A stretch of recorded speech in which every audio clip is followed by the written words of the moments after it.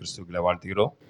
நேராக செய்திக்குள்ளே நான் கடந்து செல்கிறேன். இந்த வாரம் செய்தியினுடைய தலைப்பு தேவன் குறித்த எல்லையை தாண்டாதே. பிரச்சனை என்னது? எல்லையை தாண்டாதே. தேவன் குறித்த எல்லை. இன்னைக்கு இந்தியாவுக்கும் பாகிஸ்தானுக்கும் கார்கில் யுத்தம் வந்தது. அந்த யுத்தம் எதற்கு வந்தது என்றால் எல்லை பிரச்சனை. என்ன பிரச்சனை? எல்லை பிரச்சனை. ஒவ்வொரு தேசத்துக்கும் ஒவ்வொரு காரணம் இருக்கும்.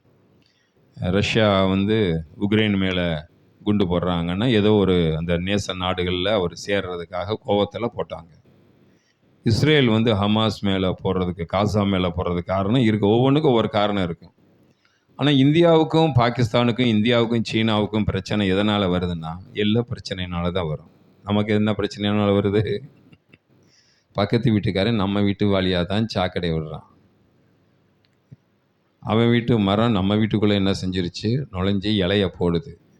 நாட்டுக்கும் எல்லை தான் பிரச்சனை, வீட்டுக்கும் எல்லை தான் பிரச்சனை, நமக்கும் எல்லை தான் பிரச்சனை.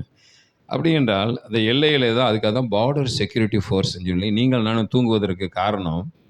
அந்த பார்டர் செக்யூரிட்டி ஃபோர்ஸ், அதாவது எல்லையில் பாதுகாப்பு படை வீரர்கள் பனியிலையும் மழையிலையும் நமக்காக சுற்றிட்டு இருக்காங்க. வேலி மட்டும் இல்லை, அவங்க மட்டும் அந்த ரோந்து சுற்றலைன்னா நீங்கள் நானும் ராத்திரி தூங்க முடியாது. பார்டர் செக்யூரிட்டி ஃபோர்ஸ் அது நடக்க குதிரைகளோடு போக முடியாதனால அந்த பாலைவனத்தில், வெயில் அடிக்கிற பாலைவனத்தில் போகிறவங்க ஒட்டகத்தில் போவாங்க. அதேமாதிரி ரொம்ப குளிர்ந்த இடத்துல போகிறவங்க அதற்குரிய வாகனத்தில் போவாங்க. அவங்க வாழ்க்கையை தியாகம் பண்ணி தான் 24 மணி நேரம் இந்த பார்டர் செக்யூரிட்டி ஃபோர்ஸ் இயங்கி கொண்டு இருக்கிறது. அதே மாதிரி தான் மீனவர்கள் பிரச்சனையும் எல்லை பிரச்சனை தான். மீனவர் பிரச்சனை என்ன பிரச்சனை? எல்லை பிரச்சனை. நம்ம தமிழ்நாட்டு மீனவர்கள் ஸ்ரீலங்காவில் போய் வருஷம் எப்போ பார்த்தாலும் பேப்பரில் அதை தான் பார்க்குறோம். ஒன்றும் போட்டை உடச்சிட்டு போயிடறான், இல்லைன்னா ஆளை சுட்டுட்டு போயிடறான், இல்லைன்னா கொண்டு போய் கைது பண்ணி லட்சக்கணக்கான பணம். இன்றைக்கி அந்த எல்லை பிரச்சனையே போக முடியல. இப்படி பல காரியத்தை சொல்லலாம். எல்லை பிரச்சனைங்கிறது பெரிய எல்லையை தாண்டாது. முதலாவது சிமேயு குறித்து கொஞ்சம் சரித்திரத்தை பார்த்துவிட்டு அதுக்கடுத்து 5 காரியத்தில் எல்லையை தாண்டக்கூடாதுன்னு பார்க்க. முதல்ல சீமேயு சாமுவேல் 16ஆம் அதிகாரம் 5-13 வரைக்கும். தாவீது ராஜா பகூரை மட்டும் வந்தபோது இதோ சவுல் வீட்டு வம்சத்தனா இருக்கிற கேராவின் குமாரனாகி சீமேயு என்னும் பேருள்ள ஒரு மனுஷன் அங்கே இருந்து புறப்பட்டு. இப்ப பாக்குறோம், தாவீது ராஜா ஒரு குறிப்பிட்ட இடத்துக்கு வந்த உடனே சவுல் வம்சத்தை சேர்ந்த சிமேயு என்னும் ஒரு பேருள்ள மனுஷன் பின்னிக்கே தூஷித்து கொண்டே நடந்து ஏற்கனவே தாவீது ரொம்ப காயப்பட்டு நடந்து போறார். அப்படி காயப்பட்டு நடந்து வரும்போது அவன் ராஜா, போர் வீரர்களும் அவனிடத்துல இருக்கிறாங்க. சிமேயுன்னு ஒருத்தன் என்ன தெரியுமா செய்கிறான்? தூஷித்து கொண்டே நடந்து வர. அவனுக்கு முள்ளா இருக்கான். அவனை ரொம்ப கேவலப்படுத்தி நடந்து கொண்டே வருகின்றான். வாசிப்போம். தூசித்து கொண்டே நடந்து சகல ஜனங்களும் சகல பலசாலிகளும் தாவீதின் வலதுபுறமாகவும் இடதுபுறமாகவும் நடக்கையில் தாவீதின் மேலும் தாவீது ராஜாவுடைய சகல ஊழியக்காரர் மேலும் கற்களை எறிந்தான். அவன் பைத்தியம் படிச்சவன் மாதிரி கல்லை விட்டு எறிகிறான். ராஜா கையிலையும் ஆயுதம் இருக்கு, போர் வீரர்கள் கையிலையும் ஆயுதம் இருக்கு. அவன் ஒரு சைக்கோ மாதிரி முதல்ல வார்த்தையினால எறிந்தான், 2வது கல்லுனால எரிய ஆரம்பிக்கிறான். இவங்களோ வேதனையோடு போயிட்டு இருக்காங்க. வாசிப்போம். சீமேயி அவனை தூசித்து, இரத்த பிரியனே, பேலியாளின் மனுஷனே, தொலைந்து போ தொலைந்து போ. ராஜாவை பார்த்து சொல்றான், தொலைஞ்சு போ இரத்த பிரியனே அப்படின்னு சொல்லி கேவலமா பேச ஆரம்பிக்கின்றான். சவுலின் ஸ்தலத்தில் ராஜாவான உன்மேல் கர்த்தர் சவுல் வீட்டாரின் இரத்த பலியை திரும்ப பண்ணினார். கர்த்தர் ராஜ்யபாரத்தை உன் குமாரனாகிய அப்சலோமின் கையில் ஒப்பு கொடுத்தார். இப்போதும் இதோ உன் அக்கிரமத்தில் அகப்பட்டாய், நீ இரத்த பிரியரான மனுஷன் என்றான். அப்பொழுது சிரியாவின் குமாரன் அபிஷாய், அப்ப கூட போர் வீரன் ஒருவன் இருக்கிறான், இராணுவ தளபதி அபிஷாய். ராஜாவை பார்த்து கேட்குறான், நம்மளுடைய வாழ்க்கையிலே நமக்கு விரோதமாக யாராச்சும் பேசியாச்சுன்னா அவங்க மேலே அவ்வளோ கோவம் வெட்டி குன்றலாம் போல இருக்கும். அப்படி அனுபவம் தெரியுங்களா? அர்ச்சிக்கப்பட்டு அபிஷேகம் பண்ணப்பட்ட பிள்ளை தான். அந்த சில நேரத்தில் என்ன அனுபவம் வந்துடும். நேற்று ஒருத்தர் ஜெவமனை வந்தார். அவருக்கு கர்த்தருடைய ஆவியானவர் சொன்னார், நீ ஒருவனை அருவாலை வச்சு வெட்டிட்டு உன்னை ஜெயிலில் போய் அடைக்கிறதுக்காக பிசாசு முயற்சி பண்ணா நீங்கள் ஜெபத்துக்கு வந்த கர்த்தர் உனக்கு டெலிவரன்ஸ் கொடுத்துட்டாரு. எவனோ ஒருத்தையும் சூனியம் வச்சிருக்கிறான்னு சொல்லி அவன் மேலே அவ்வளோ வெறியில் இருந்த உன்னை போய் ஜெயிலுக்குள்ளே வைக்கணும், அதான் பிசாசனுடைய எண்ணம். ஆனால் நீ தேவ சமூகத்துக்கு வந்துட்டு கர்த்தரை கிளியர் பண்ணுறாரு. கசப்பையும் கோபையும் யார் மேலேயும் வச்சுட்டு உனக்கு அழைப்பு என்ன இருக்கோ அதில் ஓடுன்னு சொல்லிவிட்டேன். அருமையான ஒரு தேவப்பிள்ளை. இந்த நம்மளுடைய வாழ்க்கையிலையும் இப்படிப்பட்ட எதிரிகள் வார்த்தையினால் காயப்படுத்துவாங்க, கற்களினால் காவப்படுத்துவாங்க. ஆனால் இவன் காயப்படுத்தக்கூடிய ராஜாவினுடைய தகுதியை அறியாமல் மோதுறான். ஒரு தடவை காட்டில் ஒரு புலி படுத்து தூங்கிருக்கு. எது தூங்கிருக்கு? புலி படுத்து தூங்கிருக்கு. நீங்களும் யூடியூப்பில் பார்த்தா தெரியும். ஒரு நாய் ஒன்று கிராஸ் பண்ணி போகுது. இந்த கிராஸ் பண்ணி போகும்போது அந்த புலி தூங்கிருக்கு. போகிற நாய் பேசாமல் போக வேண்டியதானே. அதை பார்த்து லொல் லொல்னுட்டு கொலை குலைச்சிச்சு. தூங்குற புலி எந்திரிச்சு பார்க்குது. பார்த்துட்டு கடிக்க வருது. இவங்க ரொம்ப வேகமாக லொல் லொல் லொல்னு அதை குலைச்சிட்டு போகிறாங்க. மண்டையில் ஒரே அடி தான். கவ்விட்டு பஜ்ஜி சாப்பிட்ட மாதிரி சாப்பிட்டுச்சு. சில நேரத்தில் யார் யார்கிட்ட மோதுறாங்கன்னு தெரிஞ்சு மோதணும். என்ன செய்யணும்? யார் யார்கிட்ட மோதுறாங்கன்னு தெரிஞ்சு மோதணும். இப்போ அவன் மோதுற ஆள் யாருன்னா பயங்கரமான பவர்ஃபுல் போர் வீரன், ஒரு சோல்ஜர். அவன் கூட அபிசாய் இருக்கான். அவன் சொல்கிறான், உம்மை மட்டும் எரிஞ்சா பரவாயில்ல, கல் ஏன் மேலேயும் விழுந்துக்கிட்டு இருக்கு. உம்மை மட்டும் கேவலப்படுத்தினா பரவாயில்ல, ஏன் மேலேயும் கல் விழுந்துட்டு இருக்கு. ஆனால் நீ எனக்கு தலைவனாக இருக்கிறனால உன்ட்டு ஒரு பெர்மிஷன் கேட்குறேன். ஒரு ஆர்டர் கூட அவன் தலையை வெட்டி கொண்டு எடுத்துட்டு வந்துடுங்கிறான். வாசிப்போம் 13 வரைக்கும். அபிஷாய் ராஜாவை நோக்கி, அந்த செத்த நாய் ராஜாவாகிய என் ஆண்டவனை தூஷிப்பானேன், நான் போய் அவன் தலையை வாங்கி போடட்டும் கேட்குறான். ஒரே ஒரு பெர்மிஷன் கூட, இவ்வளவு தூரம் நம்மளை காயப்படுத்தின தலையை மட்டும் தூக்கிட்டு வந்துறேன் என்று சொல்லுகின்றான். வாசிப்போம். அதற்கு ராஜா, செரியாவின் குமாரரே, எனக்கும் உங்களுக்கும் என்ன? அவன் என்னை தூஷிக்கட்டும், தாவீதை தூஷிக்க வேண்டும் என்று கர்த்தர் அவனுக்கு சொன்னார். இப்ப நம்மளுடைய வாழ்க்கையில இப்படி தூஷித்தாங்கன்னா, இந்த தூஷிக்கிறதுனா கர்த்தருடைய சித்தன் யாராச்சும் ஒப்பு கொடுப்பீங்களா? பிசாசு உள்ள இருந்துக்கிட்டு வேலை செய்கிறான். எவ்வளோ தூரத்துக்கு தாவீது இதயத்துக்கு பிரியமானவன் பேர் வாங்கினான்னா, தன்னை தூஷிக்கிறத விட அவன் என்ன செஞ்சிட்டான், நான் கர்த்தர் என்னை ஆசீர்வதிக்க போகிறாரு அதனால தூஷிக்கிறான். இந்த சகிப்புத்தன்மை தாவீதினுடைய வாழ்க்கையில் இந்த இடத்துல ரொம்ப அழகாக பார்க்குறோம். தூஷிக்கிட்டான், கர்த்தர் தான் அவனை தூஷிக்க வச்சாரு, தூஷிக்கட்டும் அப்படி என்று சொல்லுகின்றார். ஆகையால் ஏன் இப்படி செய்கிறாய் என்று கேட்கத்தக்கவன் யார் என்றான். பின்னும் தாவீது அபிசாயும் தன் ஊழியக்காரர் எல்லாரையும் பார்த்து, இதோ என் கர்ப்ப பிறப்பான என் குமாரனே, என் பிராணனை வாங்க தேடும் போது இந்த பென்யமீனன் எத்தனை அதிகமாய் செய்வான், அவன் தூஷிக்கட்டும், அப்படி செய்ய கர்த்தர் அவனுக்கு கட்டளையிட்டிருக்கிறார். எல்லாத்துக்குமே கர்த்தர் தான் கொண்டு வர. நம்ம வாழ்க்கையில ஆசீர்வாதம் வரும்போது கர்த்தருமோ. ஒரு தீமை வந்துச்சுன்னா யாரை சொல்லுவான்? இந்த பொல்லா பிசாசு இருக்கானே, பொல்லாத பிசாசு. மனைவி மூலம் நன்மை வந்துச்சுன்னா கர்த்தர் அனுப்பினார், கர்த்தருக்கு கோடி ஸ்தோத்திரம். மனைவி மூலமாக பிரச்சனை வந்துருச்சு, கணவன் மூலமாக பிரச்சனை வந்துருச்சுன்னா ஆண்டவரே இன்னைக்கு ஆண்டவரே இந்த பிசாசு ஊருக்குள்ளே விட்டு வெளியே போகும். நம்ம வாழ்க்கையில் ஆசீர்வாதம் சொல்லும் போது அது கர்த்தர் என்கிறோம். ஆண்டவருக்கு ஆசீர்வதிக்க தான் செய்வார். அவருக்கு ஒரு நாளும் தீமை செய்ய மாட்டார். இதை அவர் பாசிட்டிவா எடுத்துக்கிட்டார். வாசிப்போம். ஒருவேளை கர்த்தர் என் சிறுமையை பார்த்து இந்த நாளில் அவன் நிந்தித்த நிந்தனைக்கு பதிலாக எனக்கு நன்மையை சரி கட்டுவார். உன்னை எவன் நிந்திக்கிறானோ அதுக்கு தேவையான நன்மையை சரி கட்டுவார் என்றார். அப்படியே தாவீதும் அவன் மனுஷரும் வழியே நடந்து போனார்கள். சீமேயும் மலையின் பக்கத்திலே அவனுக்கு எதிராக தூஷித்து அவனுக்கு எதிராக கற்களை எறிந்து மண்ணை தூற்றிக்கொண்டே, கல்லையும் மண்ணையும் வச்சு வாரி இறைச்சிட்டு வர அந்த போர் வீரர்கள் மேலையும் தாவீது மேலையும். ஆனால் அவனுக்கே தெரியல, சிங்கத்திட்ட போய் மோதிர ஒரு ஆட்டுக்குட்டியை போல, ஒரு நாயை போல அவன் காணப்படுகிறான். ஆனாலும் மன்னிச்சுட்டு போயிடுறார் தாவீது. இதே 2 சாமுவேல் 19 அதிகாரம் 18 23 வரைக்கும் வாசிப்போம். 2 சாமுவேல் 19 அதிகாரம் 18 23 வரையிலும். அவர்கள் ராஜாவின் வீட்டாரை இக்கரைப்படுத்தவும் அவன் விரும்பும் காரியத்துக்கு உதவவும். 2 சாமுவேல் 19 18 வாசிக்கிறீங்க. 2 சாமுவேல் 19, 2 சாமுவேல் 19வது அதிகாரம் 19:19. 2 சாமுவேல் 19 18 வாசிங்கள். அவர்கள் ராஜாவின் வீட்டாரை இக்கரைப்படுத்தவும் அவன் விரும்பும் காரியத்துக்கு உதவவும் ஒரு படகு இக்கரையிலே வந்தது. அப்பொழுது கேராவின் குமாரனாகிய சீமேயி யோர்தானை கடக்க போகிற ராஜாவுக்கு முன்பாக தாழ விழுந்து ராஜாவை நோக்கி என் ஆண்டவன் என் அக்கிரமத்தை என் மேல் சுமத்தாமல். டக்குன்னு மாறிட்டான் பாருங்களேன். என்னைக்குமே எதிரின்னு நினைக்காதீங்க, நண்பன் நினைக்காதீங்க. எவன் எந்த நேரத்தில் எப்படி மாறுவான்னு தெரியாது. நண்பன் எதிரியாக மாறலாம், எதிரி என்ன செய்யலாம். இது அரசியலில் நீங்கள் பார்ப்பீங்க. முதல்ல ஒரு கூட்டணி ஆட்சி நடக்கும், அடுத்த ஒரு கூட்டணி ஆட்சி நடக்கும். அடுத்த எலெக்ஷனுக்கு முதல் எலெக்ஷனில் அவன் பேசுனதுன்னா ரெக்கார்ட் பண்ணி போட்டிங்க வச்சுங்களேன், வாந்தி தான் வரும். எங்களுக்கு நண்பனும் இல்லை எதிரியும் இல்லைன்னு அவன் சொல்கிறான், நமக்கு சொல்ல தெரியல. இங்கே வாசிக்கிறோம், டக்குன்னு காலில் விழுந்துட்டான். காலில் வந்து மன்னிப்பு கேட்குறான். என்ன கேட்குறான்? ராஜா என் ஆண்டவன் எருசலேமிலிருந்து புறப்பட்டு வருகிற நாளிலே உமது அடியான் செய்த துரோகத்தை ராஜா நினையாமலும் தன் மனதில் வைக்காமல் இருப்பாராக. வாசியுங்கள். உமது அடியானாகிய நான் பாவம் செய்தேன் என்று ம். அறிந்திருக்கிறேன். ம். இப்போதும் இதோ ம். ராஜாவாகிய என் ஆண்டவனுக்கு எதிர்கொண்டு வர யோசேப்பு வீட்டார் அனைவருக்கும் நான் இன்று முந்திக் கொண்டேன். சீக்கிரம் வந்து உன் காலில் நான் விழுந்துட்டேன். அப்பொழுது செரியாவின் குமாரனாகிய அபிஷாய் பிரதியுத்தரமாக, கர்த்தர் அபிஷேகம் பண்ணினவரை சீமையை தூஷித்தபடியா அவனை அதற்காக கொல்ல வேண்டாமா என்றான். இப்ப அபிஷாய்க்கு ஒண்ணும் அந்த கோபம் தீரல. மன்னிப்பு கேட்ட பிறகு யாருக்கு கோபம் தீரல? அபிஷாய். தாவீதுக்கு வந்து மன்னிச்சுட்டாரு. ஆனா கூட இருக்க அபிஷாய்க்கு என்ன தெரியல, கோபம் தீரல. இது ஒரு நல்ல சான்ஸ், மன்னிப்பு கேட்க வந்திருக்கேன், இப்பயாச்சும் நான் கழுத்தை வெட்டிடுவான்னு கேட்கிறான். வசிப்போம். அதற்கு தாவீது, செரியாவின் குமாரரே, இன்று நீங்கள் எனக்கு சத்துருக்களாகிறதற்கு எனக்கும் உங்களுக்கும் என்ன? இன்று இஸ்ரவேலில் ஒருவன் கொல்லப்படலாமா? இன்று நான் இஸ்ரவேல் மேல் ராஜாவானேன் என்று எனக்கு தெரியாதா என்று சொல்லி ராஜா சீமையை பார்த்து, நீ சாவதில்லை என்று அவனுக்கு ஆணையிட்டார். இப்ப அவனுக்கு மன்னிப்பு கொடுத்து, நான் உன்னை இப்பொழுது கொல்ல மாட்டேன் என்று மன்னிப்பு கொடுத்துட்டாரு.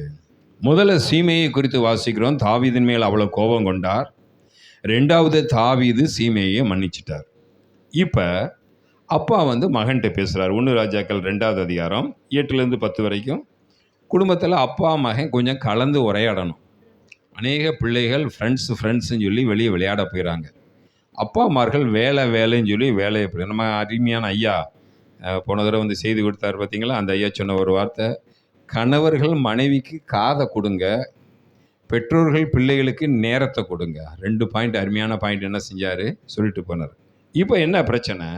அப்பா வந்து மகனுக்கு டீச்சிங் பண்றாரு. என்ன டீச்சிங் பண்றாரு? வாசிப்போம். 1 ராஜாக்கள் 2வது அதிகாரம் 8லேருந்து 10 வரையில் வாசிப்போம். மேலும் பகூரின் ஊரானான பென்யமீனாகிய கேராவின் மகன் சீமேயி உன்னிடத்தில் இருக்கிறான். இப்ப அப்பா வந்து மகன்கிட்ட, அவன் குழந்தையா இருந்துட்டான். அந்த குழந்தை பருவத்தை விட்டு அவனுடைய பருவம் ஒரு பக்குவமான ஒரு முதிர்ச்சியின் பருவம் வந்த உடனே அவன் ராஜ்யபாரத்தில் யார்கிட்ட வாழணும், யார்கிட்ட எப்படி நடந்துக்கணும்னு சொல்லும் போது சீமையை குறித்து சாலமோன்ட்ட தாவீது ராஜா சொல்கிறான். என்ன சொல்கிறான்? நான் மன்னிச்சிட்டேன் அவனை, அந்த சீமையும் உன்னிடத்தில் இருக்கிறான். நான் மக்னாய்க்கு போகிற நாளிலே அவன் என்னை கொடிய தூஷணமாய் தூஷித்தான். ஆனாலும் அவன் யோர்தானிலே என்னை எதிர்கொண்டு வந்தபடியினால் உன்னை பட்டயத்தாலே கொண்டு விடுவதில்லை என்று கர்த்தர் மேல் அவனுக்கு ஆணையிட்டு கொடுத்தேன். பட்டயத்தால உன்னை நான் வெட்ட மாட்டேன்னு ஆணையிட்டு கொடுத்தேன். அடுத்த வசனம் வாசிப்போம். 9. நீ அவனை குற்றமற்றவன் என்று எண்ணாதே. ஆகிலும் அவனை சாதாரண ஆளு நினைச்சிடாத. அவன் எந்த நேரத்திலும் விஷம். நாகந்தான். அதுக்கு நீ பால் வாத்தாலும் அதோடைய குணத்தை அதை காட்டத்தான் செய்யும். பல வருஷங்களுக்கு முன்னுக்கு எனக்கு அவன் ஒரு எல்லை, அவன்கிட்ட நீ குறிப்பிட்ட எல்லைக்கு மேல அவன்கிட்ட போயிடாத, அவன் ஆபத்தானவன் என்று ஒரு எச்சரிக்கிறான். நீ புத்திமான், அவனுடைய நரைமயிரை இரத்தத்துடன் பாதாளத்தில் இறங்க பண்ண நீ அவனுக்கு செய்ய வேண்டியதை அறிவாய் என்றார். இப்ப அவன் மேல ஒரு தந்திரத்தை சொல்கிறான். 10வது வசனம் வாசிப்போம். பின்பு தாவீது தன் பிதாக்களுடைய நித்திரை அடைந்து தாவீதின் நகரத்தில் அடக்கம் பண்ணப்பட்டான். இப்ப தாவீது இறந்தாச்சு. 10 முடிச்சாச்சு. அதுக்கு அடுத்து 1 ராஜாக்கள் வாங்க. 1 ராஜாக்கள் 2வது அதிகாரம் 1 ராஜாக்கள் 2வது அதிகாரம் 36வது வசனம் வாசிப்போம். 1 ராஜாக்கள் 2:36. பின்பு ராஜா சீமையை 1 ராஜாக்கள் 2:36. பின்பு ராஜா சீமையை அழைப்பித்து அவனை நோக்கி எருசலேமிலே உனக்கு ஒரு வீட்டை கட்டி.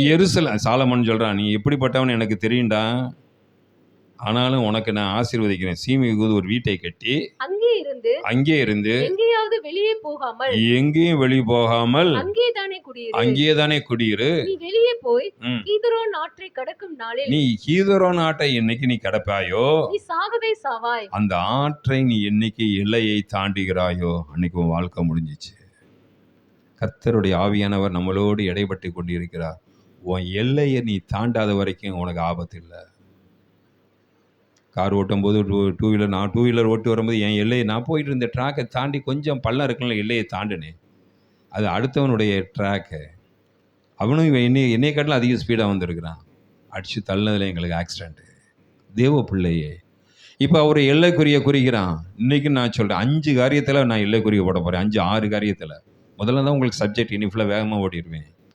எல்லைக்குறியை தாண்டாத வரைக்கும் நீ ரட்சிக்கப்பட்டிருக்கலாம், நீ பாஷை பேசலாம், பரிசுத்த ஆவியினப்பட்டிருக்கலாம், ஆவியின் வரங்களை வைக்கலாம், நீ ஒரு பிஷப்பாக இருக்கலாம், எந்த பதவியில் நீ இருந்தாலும் எல்லைன்னு ஒரு இருக்குது. கணவனாக இருந்தாலும் சரி, மனைவியாக இருந்தாலும் சரி, நீ ராஜாவாக இருந்தாலும் சரி, என்னைக்கு எல்லையை தாண்டியும் அன்னைக்கு ஆபத்து. எல்லை கோடை குறித்து எச்சரிக்கையாக இருக்கணும். இந்த இடத்துல வாசிக்கிறோம், அந்த எல்லையை கீதரோன்கிற ஆற்றை எல்லை நீ என்னைக்கு தாண்டுவாய், இன்னைக்கு சாகவே சாவாய், அப்போது உன் இரத்த புலி உன் தலையின் மேல் இருக்கும் என்பதை நீ நிச்சயமாய் அறிந்து கொள் என்றான். வாசிப்போம். 36 எடுத்து 43 46 வாசிப்போம். 43. நீ கர்த்தரின் ஆணையையும் நான் உனக்கு கற்பித்த கட்டளையும் கைக்கொள்ளாதே. இவன் என்ன செய்யறான்? போயிட்டு வந்துட்டான். ஏன் போயிட்டு வந்துட்டான்னா, அவனுடைய வேலைக்காரர்கள் 2 பேர் அந்த எல்லையை தாண்டி போயிட்டாங்க. அந்த வேலைக்காரர்கள் 2 பேர் தாண்டி போன பிறகு சீமையிட்டு வந்து ஒருத்தன் சொல்றான், உன் வேலைக்காரர் 2 பேர் அங்கே போய் ஒளிஞ்சிருக்காங்க, அப்போ நான் போய் பிடிக்க போறேன்னு சொல்லி சீமையும் அந்த சத்தியத்தை மறந்து விட்டான். எந்த சத்தியத்தை மறந்து விட்டான்? எல்லையை தாண்டினால் தன் ஜீவன் போகிற சத்தியத்தை மறந்து விட்டான். ரொம்ப பிளான் பண்ணி தான் காலி பண்ணுறாங்க சீமையுவை. யாரும் தாவீதையும் சாலமோனும் குற்றம் சொல்லாதபடிக்கு அவனுடைய மரணத்துக்கு காரணம் அவனை தான் கொண்டு வரான். லாக் பண்ணுறான். என்ன லாக் பண்ணுறான்? என்னைக்கு நீ இந்த எல்லையை தாண்டுவாயோ அன்னைக்கு உன் ஜீவன் உன் இடத்துல இருக்காதுங்கிறான். அவன் அந்த கட்டளையை கைக்குள்ள அவன் இந்த நதியை தாண்டி போய் தன் 2 வேலைக்காரரை கூட்டு வந்தோடனே ராஜாவுக்கு செய்து போகிறது. அப்பொழுதுதான் 43 வாசிச்சோம். அடுத்து 46 வாசிப்போம். ராஜா யோய்தாவின் குமாரனாகிய பெனாயாவுக்கு 46 கட்டளை கொடுத்தான். அவன் வெளியே போய் அவன் மேல் விழுந்து அவனை கொன்று போட்டான். ராஜ்யபாரம் சாலமோனின் கையிலே அவனை கொன்று போட்டான். தேவபிள்ளை, இன்னைக்கு இந்த தலைப்பின் கீழே எதுலன்னா நம்ம எல்லை தாண்டக்கூடாதுன்னு சொல்லி 5 காரியத்தை பார்க்க போகிறோம். முதலாவது, நம்முடைய வாழ்க்கையில எல்லை எதுல தாண்டுகிறோம் என்றால் நம்முடைய பொருளாதாரத்திலே தாண்டுகின்றோம். இன்னைக்கு அநேகருடைய பிரச்சனை பொருளாதாரத்துல தான் பிரச்சனை. கடன் வாங்குறதுல எப்படி கடன் வாங்குறதுங்கிற அளவுக்கு ஆயிடுச்சு. நானே ஒருத்தருக்கு ஃபோன் பண்ணி, சிறுபான்மையினருக்கு 6% கடன் கொடுக்குறாங்க, நீங்கள் கலெக்டர் ஆஃபீஸ் போனீங்கன்னா ஒரு ஃபார்ம் கொடுப்பாங்க, ஒரு 30 லட்சம் கொடுப்பாங்க, வாங்குன்னா வாங்குங்க போங்கன்னு அப்ளிகேஷனை அனுப்புனேன். அப்புறம் என் இருதயத்தில் சொல்லிக்கிட்டேன், கடனே வாங்கக்கூடாதுன்னு டீச் பண்ணியிருக்கேன். நம்ம ஒரு விசுவாசிக்கு இப்படி போய் சொல்லி கொடுக்குறோமேன்னு யோசிக்கும் போது, அவன் ஒரு நாளைக்கே 6 வட்டியில் வாங்கிட்டு இருக்கான். எத்தனை நாளில் வாங்கிட்டு இருக்கான்? ஒரு நாளைக்கே 6 வட்டி வாங்குற ஆள்கிட்ட ஒரு வருஷத்துக்கு 6 வட்டியாக மாற்றுறது கொஞ்சம் நல்ல காரியம் தானே. ஹல்லேலூயா. ஒரு நாளைக்கு எவ்வளோ வட்டி கொடுக்குறேன்னு அவனுக்கே தெரியல. அவன் நினைக்கிறான் நமக்கு ஒரு டாக்குமெண்ட்டும் இல்லை, ஒரு பொருளும் அடமானம் வைக்கல, நம்ம கேட்கும் போதுன்னா கொடுப்பாரு. ஆட்டுக்கு புள்ள கசாப்பு கடைக்காரன் போடத்தான் செய்வான். அதனுடைய அர்த்தம் பின்னுக்கு தான் தெரியும். அப்போ நான் யோசித்தேன், ஏன் இவனை கடன்காரனை ஆக்குறோம் நம்ம? அப்புறம் யோசித்தேன், இவன் பெரிய கடன்காரனாக இருக்கான்னு சின்ன கடைக்காரனை மாற்றுவோம். தேவ பிள்ளையே, முதலாவது நம்ம எதில் எல்லையை தாண்டிறோன்னா, உங்கள் பொருளாதாரம் எது இருக்கோ அதுக்குள்ளே நீங்கள் வாழ கற்றுக்கொள்ள வேண்டும். கடன் வாங்கி எந்த காரியத்திலையும் நீங்கள் ஈடுபட விரும்பாதீங்க. கடன் வாங்கிட்டீங்கன்னா நீ கடன் கொடுத்தவருக்கு அடிமையாயிட்ட. நீ கடன் வாங்கிட்டீங்கன்னா ராத்திரி உனக்கு தூக்கம் வராது. அநேக நேரங்களில் உன் சரீரம் வியாதிப்படுவதற்கு காரணம் உன்னுடைய கடன் தான். நீங்கள் ஒரு பொருத்தனை பண்ணணும். என்ன பொருத்தனை? ஆண்டவரே, நான் கடன் இல்லாமல் வாழ எனக்கு கிருபை கொடுங்க ஆண்டவரே. வாசிப்போம் 2 ராஜாக்கள் 4வது அதிகாரம் 1வது வசனம் 2வது வசனம் வாசிப்போம். 2 ராஜாக்கள் 4 1 2. தீர்க்கதரிசியின் புத்திரர்கள் ஒருவனுடைய ஒருவனுக்கு மனைவியாயிருந்த ஒரு ஸ்திரீ எலிசாவை பார்த்து, என் புருஷன் இறந்து போயிட்டான், கர்த்தருக்கு பயந்து நடந்தான் என்பதை அறிவி. கர்த்தருக்கு பயந்து நடக்கிறவன் தான். நீ கர்த்தருக்கு பயந்து நடந்தா நீ கடன் வாங்கலாமா? ஸ்டேட் பண்ணி என்ன சொல்றா? கர்த்தருக்கு பயந்து நடக்கிறவன் சொன்னோன்னு பாதி பேர் யோசிக்கிறீங்க, பாஸ்டர் இன்னதான் பார்த்து பேசுறாரு, உங்களை பத்தி பேசல, பொதுவா நான் பேசுறேன். கர்த்தருக்கு பயந்தவன். வாசிப்போம். இப்போது 2 குமாரரையும் கடன் கொடுத்தவன் இப்பொழுது என் 2 குமாரரையும் அடிமைகளாக்கி கொள்ள வந்தான் என்றார். தேவ பிள்ளையை எல்லை கோட்டுன்னு அவங்களுடைய கணவர் தாண்டினதுனால இப்ப மனைவி பிரச்சனைக்குள்ள மாட்டிக்கிட்டா 2 குமாரரையும் எடுத்துக்கொள்வதற்காக வந்திருக்கிறார்கள். எலிசா அவளை நோக்கி நான் உனக்கு என்ன செய்ய வேண்டும் என்றார். வீட்டில் உன்னிடத்தில் என்ன இருக்கிறது சொல் என்றார். அதற்கு அவள், ஒரு குடம் எண்ணெய் அல்லாமல். அவ சொல்ற விதம் என்னன்னா, ஊர்ல இருக்கிறவனா கடன் வாங்கினான்னு சொல்லி இவர்கிட்ட வந்து சொன்னா இவரை திருப்பி ஏன்ட்ட என்ன இருக்குன்னு கேட்கிறான். அதை கடல கொடிய ஆளா இருப்பான் போல இருக்கு. ஊர்ல இருக்கிறவனா என் சொத்தையும் சொகத்தையும் பிடிங்கி என் பிள்ளைய பிடுங்க போறேன். இந்த ஆள்கிட்ட சொன்ன எதை கைமாத்து கொடுப்பாருன்னு பார்த்தா இவர் ஏன்ட்ட என்ன இருக்குன்னு கேட்கிறாரு. ஆபத்தான ஆள்கிட்ட போய் சில பேர் ஆபத்தான ஆள்கிட்ட போய் ஆலோசனை கேட்போம் பார்த்தீங்களா? இது தப்பான ஆள்கிட்ட போய் ஆலோசனை கேட்டோம் போல நம்மளே சாகிறதுக்கு ரெடியாக இருக்கும். என் பிள்ளைகளெல்லாம் அடிமைத்தனம் பண்ண போகிறார்கள், இப்படிப்பட்ட சூழ்நிலையில் இருக்கிறேன். இவர் என்னைய பார்த்து என்ன கேள்வி கேட்குறாரு? உன்ட்ட என்ன இருக்கு? இது பெரிய ஆபத்தில் போய் மாட்டுது, இருக்கிற 1 லிட்டர் எண்ணெயும் தூக்கிட்டு போயிடுவான் போல இந்த ஆளு. அதனால அவர் டெக்னிக்காக பதில் சொல்கிறா. என்ன சொல்கிறா? ஒரு குடம் எண்ணெய் இல்லாமல், அப்படி சொல்கிறா பாருங்க. அந்த ஒரு குடம் எண்ணெய் இருக்குன்னு சொல்லலை. அவள் எப்படி சொல்லனா, என்னிடத்தில் ஒரு குடம் எண்ணெயே அல்லாமல் உமது அடியாளுடைய வீட்டில் வேறொன்றும் இல்லை என்று சொன்னால், தேவ பிள்ளைய முதலாவது ஒரு காரியத்தை தெரிந்து கொள்ளுங்கள். நீங்கள் எதில் எல்லையை தாண்டக்கூடாது என்றால், பொருளாதாரத்தில் எல்லையை தாண்டக்கூடாது. அப்போ எல்லையை தாண்டாமல் இருக்குன்னா என்ன பாஸ்டர் செய்யணும்? கடன் வாங்கக்கூடாது.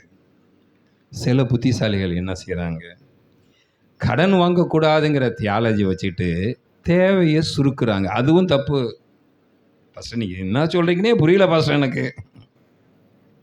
சிலர் இதில் எக்ஸ்பர்ட்டாக இருப்பாங்க, கடன் வாங்காததில் எக்ஸ்பர்ட்டாக இருப்பாங்க, ஆனால் தேவையை சுருக்குவாங்க. நம்ம ஆலயத்தில் ஆடியோ சிஸ்டம் போய் இருந்துச்சு. ஒரே ஒரு ஆம்பிளிஃபையர் தான், மைக்கை வச்சுக்கிட்டு கிட்டத்தட்ட ஒரு 10 வருஷமாக நான் வண்டி ஓட்டிட்டேன். இடையில இந்த ஆம்பிளிஃபையர் பேசிக்கிட்டே இருக்கும்போதே, நீங்கள் கடுகு தாளிச்சிங்கன்னா டப்பு டப்பு சத்தம் கேட்கு பார்த்தீங்களா, அந்த சத்தம் கேட்கும். பேசிக்கிட்டே இருக்கும்போது சவுண்டு டவுன் ஆகிரும், நாங்கள் கத்தணும், உங்களுக்கு தெரியாது அதெல்லாம். இப்படிப்பட்ட சூழ்நிலையில் 2 தேவ பிள்ளைகளை அப்ரோச் பண்ணேன். இந்த 2 தேவ பிள்ளைகளும் ஆலயத்துக்கு வந்தாங்க. என்ன பாஸ்டர் பிரச்சனை? கொஞ்சம் ஆடியோ தெரிஞ்சவர்.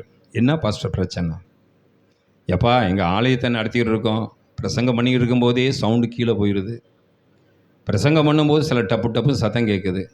இந்த ஆடியோ சிஸ்டத்தை ஏதாச்சும் கொஞ்சம் மாற்றங்கள் பண்ணால் என்ன பிரச்சனைங்க கொஞ்சம் கண்டுபிடிச்சி சொல்லுங்கள். அவர் கண்டுபிடிக்கிறதுக்காக கூப்பிட்டேன். அவர் என்னை பார்த்துட்டு, 20ஆவது நூற்றாண்டில் மாட்டு வண்டியில் போகிற பாஸ்டர் நீங்களான்னு கேட்டார் என்னைய. அவர் என்ன கேட்டார்? நம்ம ஆலயத்துக்கு வரவங்க அந்த ஆலயத்தை பார்த்தா என்ன கோடீஸ்வரர் பாஸ்டர் நினச்சிக்கிறாங்க. என்ன தான் இருக்கும் தெரியல. இந்த ஆலயத்தில் ஒரு தகர ஷெட்டுக்களை தான் நம்ம இருக்கோம். அவங்க என்னை பார்க்கும்போது எப்படி பார்க்குறாங்க, இவர் பெரிய கோடீஸ்வரன் நினச்சிட்டு, பாஸ்டர் சிஸ்டர் தானே மாற்றணும் பாஸ்டர்னாரு. நான் சொன்னேன், சிஸ்டர் தான் மாற்றுறது தானே, ஒரு 5000 ரூபாயில் முடிச்சிருவான்னு சொல்லி. எவ்வளோ ஆகுன்னு கேட்டேன். ஒரு 1,00,000 ரூபா ரெடி பண்ணிக்கிங்கன்னாரு. எவ்வளோ கேட்டார்? அந்த ஆம்பிளிஃபையரை மாற்றணும், அந்த மிக்சரை மாற்றணும், அதுக்கடுத்து இதை மாற்றணும், எல்லாம் சேர்த்து மாற்றணும். ஒரு ஒரு 1,00,000 ரெடி பண்ணிட்டீங்கன்னா வேலையை முடிச்சிடலான்னாரு. பாவிகளா, இந்த 1,00,000 மாற்றுறதுக்கு இங்கே சொன்னேன் அப்படின்ட்டு நான் வெந்து போயிட்டேன். வெந்து போன பிறகு கடைசியாக சிஸ்டத்தை மாற்றினேன். நம்மளால் எவ்வளோ தூரத்துக்கு இதை குறைச்ச விலைக்கு மாற்ற முடியுமான்னு சொல்லி எஸ்டிமேட் போட்டதில் கிட்டத்தட்ட ஒரு 60,000 70,000 இருந்தால் இந்த சிஸ்டத்தை மாற்றிடலாம் அப்படின்னு ஒரு பிளான் பண்ணியாச்சு. எனவே அவரை விட்டுட்டு அது சம்மந்தப்பட்ட ஆளுகள் இடத்துல டிஸ்கஸ் பண்ணி அவங்க சொன்னாங்க, ஃபஸ்ட்டு ஒரு 60,000 70,000 இருந்தால் நீங்கள் ஆடியோ சிஸ்டம் பாதி மாற்றிருக்கேன், ஒன்றும் பாதி மாற்றணும், சிஸ்டத்தை மாற்றிடலான்னு சொன்னாங்க. எனக்கு 60,000 70,000 சிஸ்டத்தை மாற்றுறது நல்லது தான். 60,000 70,000 எங்கே போகிறது?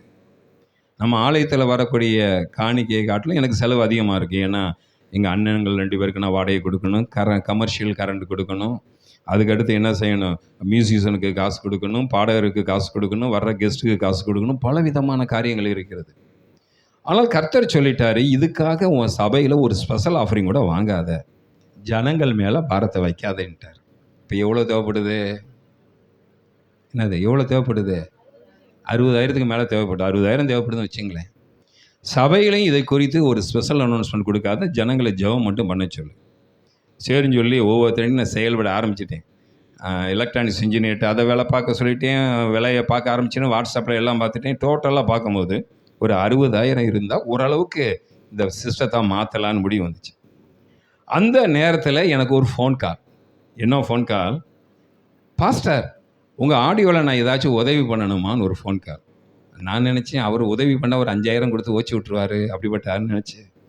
எப்படா சொல்கிறதுன்னு சொல்லி 1 வாரம் ஜெபம் பண்ணேன். ஏன்னா நம்ம போட்ட போர்டில் அடுத்து இந்த கேள்வியை நம்மகிட்ட இந்த மனுஷன் கேட்க மாட்டேன்.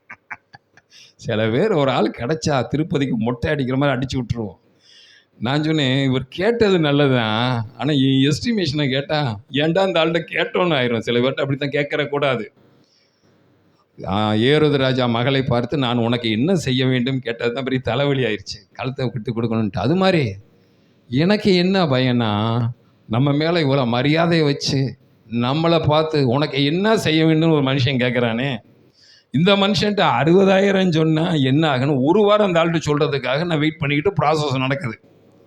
அப்புறம் கொஞ்சம் கொஞ்சமாக தைரியத்தை வரவழைத்து கொண்டு அவருக்கு ஃபோன் பண்ணி, ஐயா எனக்கு தேவை 60,000 தேவைப்படுது, உங்கள் பட்ஜெட்டில் எவ்வளோ? என்ன சொல்கிறா? இந்த விசுவாசத்தோடு என்ன சேர்ந்துருது? இறக்கமும் சேர்ந்துருச்சு. உங்கள் பட்ஜெட் எங்களுக்கு தெரியாது, உங்கள் பட்ஜெட்டின் பிரகாரம் இந்த 60,000 எதை தர முடியுமோ? ஏன்னா அடுத்து அவர் கேட்கணும்ல, உனக்கு என்ன செய்யணும்னு. புரியுதா உங்களுக்கு? ஒருத்தனை ஒரு தடவை இப்படி தான் ஒருத்தரை போட்டு வீட்டுக்கு சாப்பிட்றதுக்கு உட்கார வச்சோம். அப்போ தான் கல்யாணமான புதுசு. என் மகளுக்கு சிக்கன் 65 ரொம்ப பிடிக்கும். என் மனைவி என்ன பண்ணிவிட்டா, அந்த சிக்கன் 65 பொரிச்சது எல்லாத்தையும் கொண்டு வந்து அந்த ஊழியக்காரர் கொண்டு சார் ஒரு தேவ மனுஷனுக்கு வச்சுட்டார். அவர் இலையை போட்டவர் அதை எடுத்து அப்படியே கூட்டிகிட்டு சாப்பிட்டாரு. என் மக கேட்குற சிக்கன் 65 எங்கே சின்ன பிள்ளை எங்கே டேடிங்கிறேன். அதான் அதை அடுத்த நாள் செய்கிறேன். இப்போ பொரிச்சாங்களே எங்கே? அடுத்து அந்த மனுஷனை ஒரு நாள் எங்கள் வீட்டில் சாப்பிட கூப்பிட்றது கிடையாது. ஏன்னா சட்டியவே என்ன செஞ்சிட்டாரு, கவுத்திட்டார். இப்போ சிக்கன் நான் அப்படி தான் இருக்கேன். இந்த கேள்வி அவர் சாகிற வரைக்கும் நமக்கு கேட்கணுமே ஆண்டவரே. அதனால் நான் இப்பொழுது ஒரு யுத்த களத்திலேருந்து கேட்குறேன். அவரை பார்த்து நான் ஃபோன் பண்ணும்போது சொல்லுவேன், அவர் என்னை பார்த்து ஏன்டா இந்த கேள்வி கேட்டோன்னு மிரண்டக்கூடாதுன்னு ஃபோன் சொன்னேன். ஐயா இதான்யா என்னுடைய தேவை, ஆனாலும் உங்கள் பட்ஜெட் எனக்கு என்னன்னு தெரியாது, கர்த்தர் உங்களை ஆசீர்வதிப்பான்னு ஃபோனை வச்சுட்டேன். வித்தின் 1 மணி நேரத்தில் என் ஃபோனில் ஒரு கிளிக் அப்படின்னு சத்தம் கேட்டுச்சு. என்னடா கிளிக்னு சத்தம் கேட்குதுன்னு பார்த்தா 60,000 கர்த்தர் போட்டு விட்டா. கரங்களை திரு கர்த்தரை மகிமைப்படுத்துவோமா? தேவப்பிள்ளை 60,000 1 ரூபாவோட குறைக்கல, 1 ரூபாவோட குறைக்கல. நான் எதுக்கு சொல்ல வரேன்னா, கடனு நீ வாங்கக்கூடாது, உன் தேவையை நீ சுருக்கக்கூடாது, உன் எல்லையை விட்டு தாண்டாத. எனக்கு பயமாக இருந்துச்சு, நான் எல்லையை விட்டு தாண்டுறேன். என்னுடைய வருமானம் எவ்வளவு, என் தனிப்பட்ட வருமானம் எவ்வளவு, என் சபையின் வருமானம் எவ்வளவு, என் குடும்ப வருமானம் எல்லாம் எனக்கு தெரியும். என் இருதயத்திற்குள்ள ஒரு கவலை. என்ன கவலை? நான் எல்லையை தாண்டுறணும்னு கவலை. ஆனால் அதே நேரத்தில் என் தேவன் அந்த எல்லையில் எனக்கு ஆசீர்வாதத்தை வச்சார். அப்போ பொருளாதாரத்தை குறித்து நீ எச்சரிக்கையாக இருக்க வேண்டும். ஏன் எச்சரிக்கையாக இருக்க வேண்டும் என்றால், முதலாவது நீ கடனே வாங்காத ஒரு வாழ்க்கை வாழணும். 2வது கடன் வாங்கக்கூடாது என்ற தீர்மானம் எடுத்து நீ உன் தேவையை சுருக்காத. உன் தேவையை கர்த்தர் உனக்கு, அதாவது தேவையை சுருக்காதுன்னு இஷ்டத்துக்கு 5 ஸ்டார் ஹோட்டலில் போய் ஒரே நாள் உட்காந்து சாப்பிட சொல்லலை. கர்த்தர் உனக்கு என்னத்தை அனுபவிக்க சொல்கிறாரோ அதை நீ அனுபவிக்கிறதுக்கு உன்னை விட்டு கொடுக்கவும் வேண்டும். முதலாவது நம்ம ஜாக்கிரதையாக இருக்க வேண்டும் என்றால், உன் பொருளாதாரத்தில் ஒரு எல்லை இருக்குது. இப்போ நான் ராகுல் எங்கே போக போகிறேன்? கிருஷ்ணன் கோயிலுக்கு அடுத்த வாரம் போகிறேன்னா பஸ்ஸில் போக போகிறேன், இல்லாட்டி ட்ரெயினில் போக போகிறேன். ஒரு தடவை ஏர் கண்டிஷன் பஸ் வந்தால் கூட ஏறி நான் கிருஷ்ணன் கோயிலுக்கு போகலாம். இங்கே போய் ஒரு கால் டாக்ஸியை கூப்பிட்டு நான் கிருஷ்ணன் கோயிலுக்கு போகணும், வரணும், 2 நாள் தங்கியிருக்கணும், என் கூட வான்னு சொல்லலாமா? எனக்கு ஒரு எல்லை இருக்குது. ஆனால் அப்படி போகக்கூடிய சில ஊழியக்காரங்க இருக்காங்க. அவங்க சரீரம் அப்படி இருக்கலாம், அவங்க ஸ்டேட்டஸ் அப்படி இருக்கலாம். உனக்கு என்ன எல்லையோ அந்த எல்லையை விட்டு நீ வெளியே வராது. அப்புறம் ஆண்டவரை போட்டு குறை சொல்லியிருக்காதீங்க. முதல்ல பொருளாதாரத்தை குறித்து. 2வது, நீங்கள் எதில் எல்லைன்னா, கர்த்தர் உங்களுக்கு என்ன சீட்டு கொடுத்துருக்கிறாங்களோ அந்த எல்லையை விட்டு நீங்கள் தாண்டாதீர்கள். லூக்கா 14வது அதிகாரம் 7லேருந்து 11 வரைக்கும் வாசிப்போம். லூக்கா 14 7லேருந்து 11 வரையிலும். லூக்கா 14வது அதிகாரம் 7வது வசனத்திலிருந்து 11வது வசனம் வரையிலும். விருந்துக்கு அழைக்கப்பட்டவர்கள் பந்தியில் முதன்மையான இடங்களை தெரிந்து கொண்டு. இப்போ உன் சீட்டை குறித்து நீ எச்சரிக்கையாக இருக்கணும். நல்லா கவனிங்க. இன்னைக்கு நான் இங்கே பாஸ்டர் சீட்டில் உட்காந்துருக்கேன், இது என் ஸ்தானம். நாளைக்கு நான் வேறு ஒரு சர்ச்சுக்கு நான் போயிருக்கேன்னா அவங்க என்னை ஒரு ஓரத்தில் விசுவாசியாக விசுவாசி மாதிரி உட்கார வச்சு, இப்பொழுது ஆரம்ப ஜெபத்தை பாஸ்டருங்க நடத்துவாங்கன்னு சொன்னால் நான் ஆரம்ப ஜெபத்தை நடத்திட்டு என் சீட்டில் வந்து உட்காந்துடணும். ஐயா என் சீட்டில் நான் தான்யா பாஸ்டர், நான் தான்யா 1 மணி நேரம் செய்து கொடுப்பேன், நான் தான்யா அனௌன்ஸ்மெண்ட் பண்ணுவேன், நான் தான்யா அதை செய்வேன் இதை செய்வேன்னு சொல்லி அங்கே உள்ள என் சீட்டில் நான் தவறான சீட்டில் போய் உட்காந்து உன் எல்லையை தாண்டாதே. உனக்குன்னு கர்த்தர் ஒரு சீட்டை கொடுத்துருப்பாரு, அந்த சீட்டை தாண்டாது. இங்கே பாட்டிருக்கோம், நீ ஒரு கல்யாண வீட்டுக்கு நீ அழைக்கப்பட்டு இருக்கும்போது முதன்மையான இடங்களை தெரிந்து கொண்டதை பார்த்து அப்போ எல்லாரும் என்ன, கர்த்தர் உன்னை முதன்மையான சீட்டில் உட்கார வைப்பார். நீ அந்த சீட்டில் போய் உன் ஸ்தானத்தை விட்டு நீ தள்ளிடாத. உனக்குன்னு ஒரு ஸ்தானம் இருக்குது, எனக்குன்னு ஒரு ஸ்தானம் இருக்குது. ஒன்று சொல்ல, உன் ஸ்தானத்தில் போய் நீ உட்காராட்டினாலும் பரவாயில்ல, உன் ஸ்தானத்துக்கு கீழே இருக்கிற சீட்டில் போய் நீ உட்காரு. புழுதியில் இருக்கிறவனையும் குப்பையில் இருக்கிறவனையும் கர்த்தர் கொண்டு வந்து சிங்காசனத்தின் மேலே அமர வைக்கக்கூடிய தேவன். ஒன்று ஓ ஸ்தானத்தில் போய் உட்காரு, இல்லைன்னா ஓ ஸ்தானத்துக்கு கீழே இல்லை சீட்டில் போய் விட உட்காரு. இங்கே போடப்பட்டிருக்கு, அழைக்கப்பட்டவர்கள் பந்தியில் முதன்மையான இடங்களை தெரிந்து கொண்டதை அவர் பார்த்து அவர்களுக்கு ஒரு ஓமையை சொன்னார். என்ன சொன்னார்? வாசிப்போம். ஒருவனால் கல்யாணத்துக்கு நீ அழைக்கப்பட்டிருக்கும் ஒருவனால் நீ கல்யாணத்துக்கு நீ அழைக்கப்பட்டிருக்கும் போது பந்தியில் முதன்மையான இடத்தில் உட்காராதே, பந்தியில நீ போய் சூப்பரான முதன்மையான இடத்துல போய் உட்காராதே. உன்னிலும் கனமுள்ளவன் ஒருவேளை அவனால் நீ அழைக்கப்பட்டு உட்கார்ந்துருப்ப, ஆனா ஒன்னிலும் கனமுள்ளவன் ஒருத்தன் வரும்போது உனக்கு ஆபத்து வரும். ஒரு ஸ்தானம், ஒரு ஸ்தானம் என்ன? ஒரு ஸ்தானம் என்ன? ஒரு சீட்டு என்ன? நீ அநேகர் கேவலப்படுறதுக்கு காரணம் தான் சீட்டை விட்டுட்டு அடுத்தவன் சீட்டில் போய் உட்காடுறாங்க. தேவ பிள்ளையே, உன் எல்லையை குறித்து நீ எச்சரிக்கையாக இரு. ஒரு வீட்டுக்கு போனாலும் சரி, ஒரு கல்யாணத்துக்கு போனாலும் சரி, ஆண்டோடு நான் உட்கார்ற சீட்டு எங்கே? ஒன்று உன் சீட்டில் உட்காராமல் உன்னை காட்டிலும் கீழே உட்காந்தா கூட சந்தோஷம் தான். ஆண்டவர் தான் சொல்ல, உன்னைய காட்டிலும் கீழே உள்ள சீட்டில் உட்காரு, அப்போ உன்னை இன்வைட் பண்ணுவான், அது உனக்கு கனம் உண்டாகும். வாசிச்சு முடிச்சிருவோம். அப்பொழுது உன்னையும் அவனையும் அழைத்தவன், உன்னையும் அவனையும் அழைத்தவன் உன்னிடத்தில் வந்து இவருக்கு இடம் கொடு என்பான். அப்போ உன்னை எந்திரிக்க சொல்லிடுவான், உன்னை எந்திரிக்க சொல்லிடுவான். நான் ஒரு காலத்தில், இப்போ கிடையாது, ஒரு காலத்தில் பஸ்ஸில் போகும்போது, இப்போனா அந்த ரூல்ஸ் போயிடுச்சு. இந்த லேடி சீட்டில் உட்காரும்போது நெருப்பில் உட்காந்த மாதிரி தான் உட்காந்துருப்போம். நேராக ஒரு அம்மா வரும், வந்து அடி எங்களை ஒரு பார்வை பார்க்கணும், பார்த்தோன்னே எந்திரிச்சிடணும். நான் நினைக்கிறேன் எந்த நேரத்தில் இந்த சீட்டு பறிப்பாக போகுதோ. இப்போ அந்த பஸ்ஸில் அந்த சிஸ்டம்லாம் மாறிடுச்சுன்னு நினைக்கிறேன். அப்போ ஆரம்ப காலத்தில் பாண்டியன் போக்குவரத்து கழகம் பிஆர்சின்னு இருக்கும்.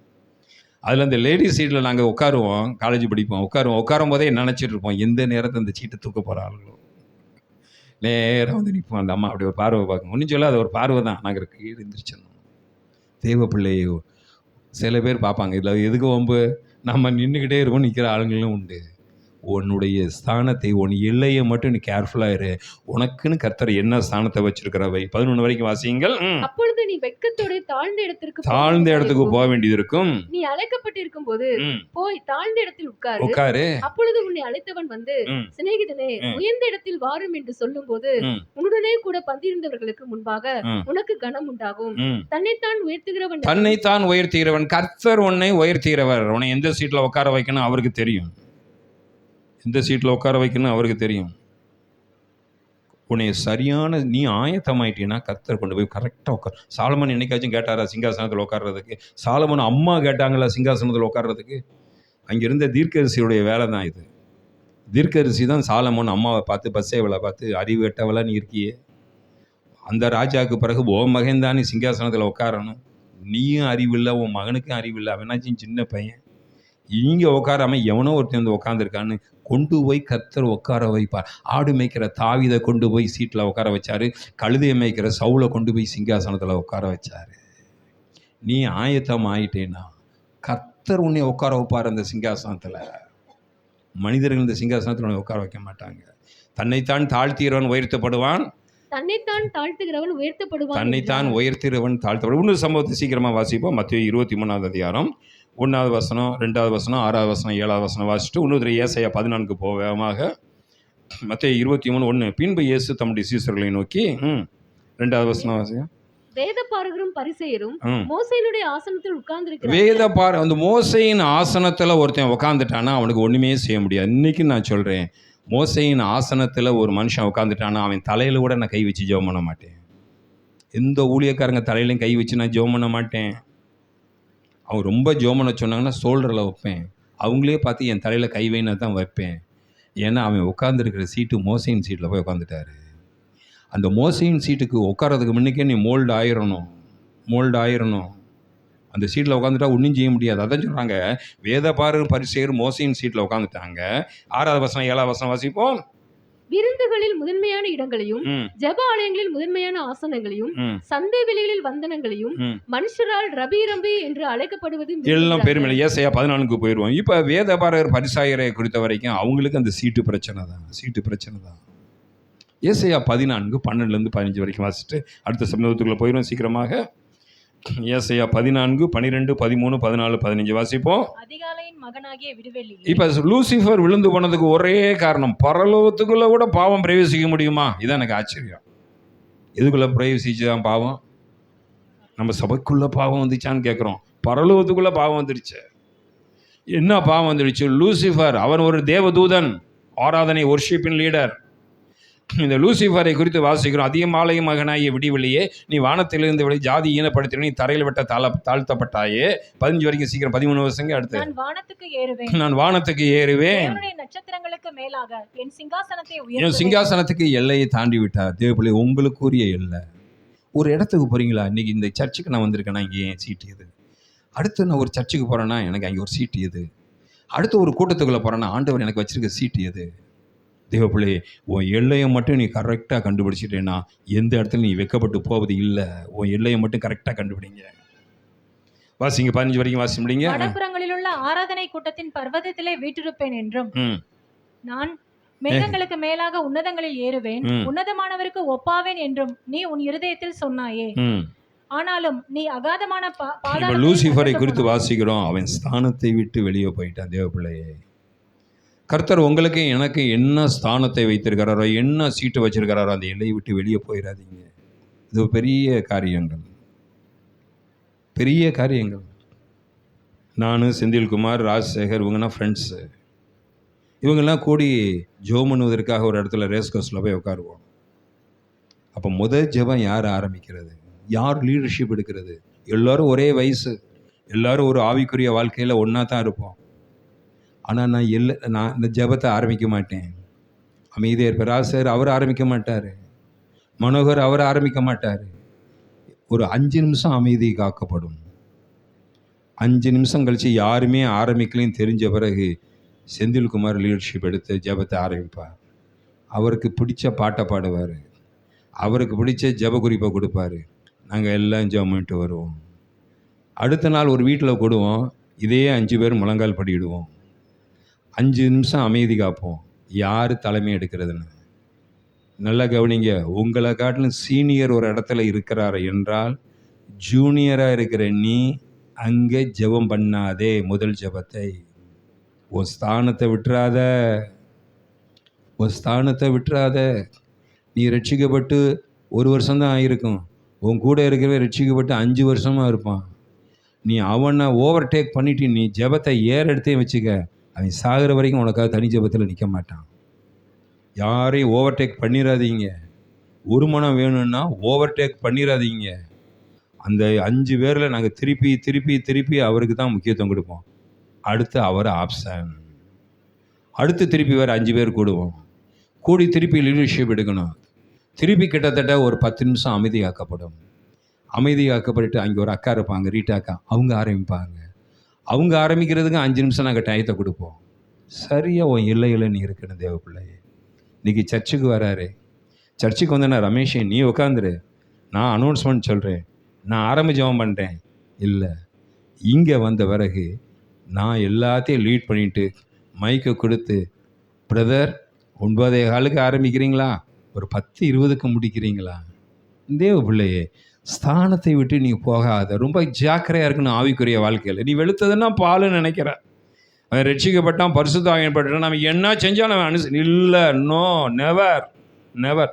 நீ புறஜாதியை காட்டிலும் விசுவாசிகளோட தான் ஜாக்கிரதையாக இருக்கணும். தெரியுமா உங்களுக்கு? அவனுக்கு 2 கண்ணு, விசுவாசிக்கு 1000 கண்ணு இருக்குது. புரியுதா உங்களுக்கு? அவனுக்கு 2 கண்ணு தான், நம்ம விசுவாசிகளுக்கு 1000 கண்ணு இருக்குது. தேவ பிள்ளையே, உன் ஸ்தானத்தை விட்டு நீ போயிட்டேன்னா உனக்காக அடுத்து அவன் மன்றாட மாட்டான். நீ லீடர்ஷிப் அந்த இடத்துக்கு எங்கே யார் எடுக்குன்னு பார்க்கணும். அதைத்தான் இங்கே லூசிஃபரை குறித்து வாசிக்கிறோம். தேவனுக்கு மேலாக லீடர்ஷிப் எடுத்தான், கடைசியில் பாதாளத்துக்கு போயிட்டான். 3வது ஒரு நபரை குறித்து பார்க்க போகிறோம். நியாயாதிபதிகள் புஸ்தகம் 11 அதிகாரம் 31 வசனம் வாசிப்போம். நியாயாதிபதிகள் 11:33. நியாயாதிபதிகள் 11 அதிகாரம் 31. நியாயாதிபதிகள் 11:31. நான் அம்மோன் புத்திரரிடத்திலிருந்து சமாதானத்தோடு திரும்பி வரும்போது என் வீட்டு வாசற்படியிலிருந்து எனக்கு எதிர்கொண்டு வருவது எதுவோ, உன் வாயின் வார்த்தையில எல்லையை தாண்டாத, எல்லையை தாண்டாத. உன் வாயின் வார்த்தையில நீ பிடிக்கப்பட்டாய். ஏரோது சொன்னா மகளை பார்த்து, உனக்கு என்ன வேண்டுமோ கேள், எல்லையை தாண்டாத. திடீர்னு நம்ம என்ன பேசுறதுனே நமக்கே தெரியல. குடியாரும் போதையில் பேசுகிறான், நம்மளும் ஒழுங்காக இருந்தால் அப்படி தான் பேசுகிறாங்க சில பேர். அவன் போதையில் சிறுமூளை பாதிக்கப்படும். படிச்சிருக்கேன், கல்லுண்டவன் சிறுமூளை தாக்கப்படுவது ஏன் அப்படின்னு ஒரு பாடத்தை சயின்ஸில் படிச்சிருக்கேன். உன் பேச்சில் ஒரு எல்லை இல்லைன்னா உன் ஆவிக்குரிய வாழ்க்கை நல்லா இருக்காது, நல்லா இருக்காது. சமயத்தில் ஒரு ஊழியக்காரரை பார்த்தேன். இன்னுங்க பிரச்சனை பாஸ்டர், ஒரு ஊருக்கு போயிட்டு வந்தோம், நார்த் இந்தியாவுக்கு. என்னாச்சு? நல்லா தான் வந்தேன். என்னாச்சு? கூட வந்தவர் எல்லா சர்ச்சிலையும் நான் உனக்கு 3000 கொடுக்க போகிறேன், நாங்கள் 2 லட்சம் கொடுக்க போகிறேன், நாங்கள் 5 லட்சம் கொடுக்க போகிறேன்னு சொல்லிட்டு வந்துட்டார். இப்போ இவரை எல்லாம் கேட்குறாங்க, பாஸ்டர் பாஸ்டர் இன்னைக்கு அக்டோபரில் தாரினாரு, அக்டோபரில் தாரினாரு, இன்னைக்கு வரும். இவர் சொல்கிறாரு, ஐயா எல்லா சர்ச்சிலையும் கமிட் பண்ணியாச்சு, என்ன செய்யறதுனே தெரியல எனக்கு.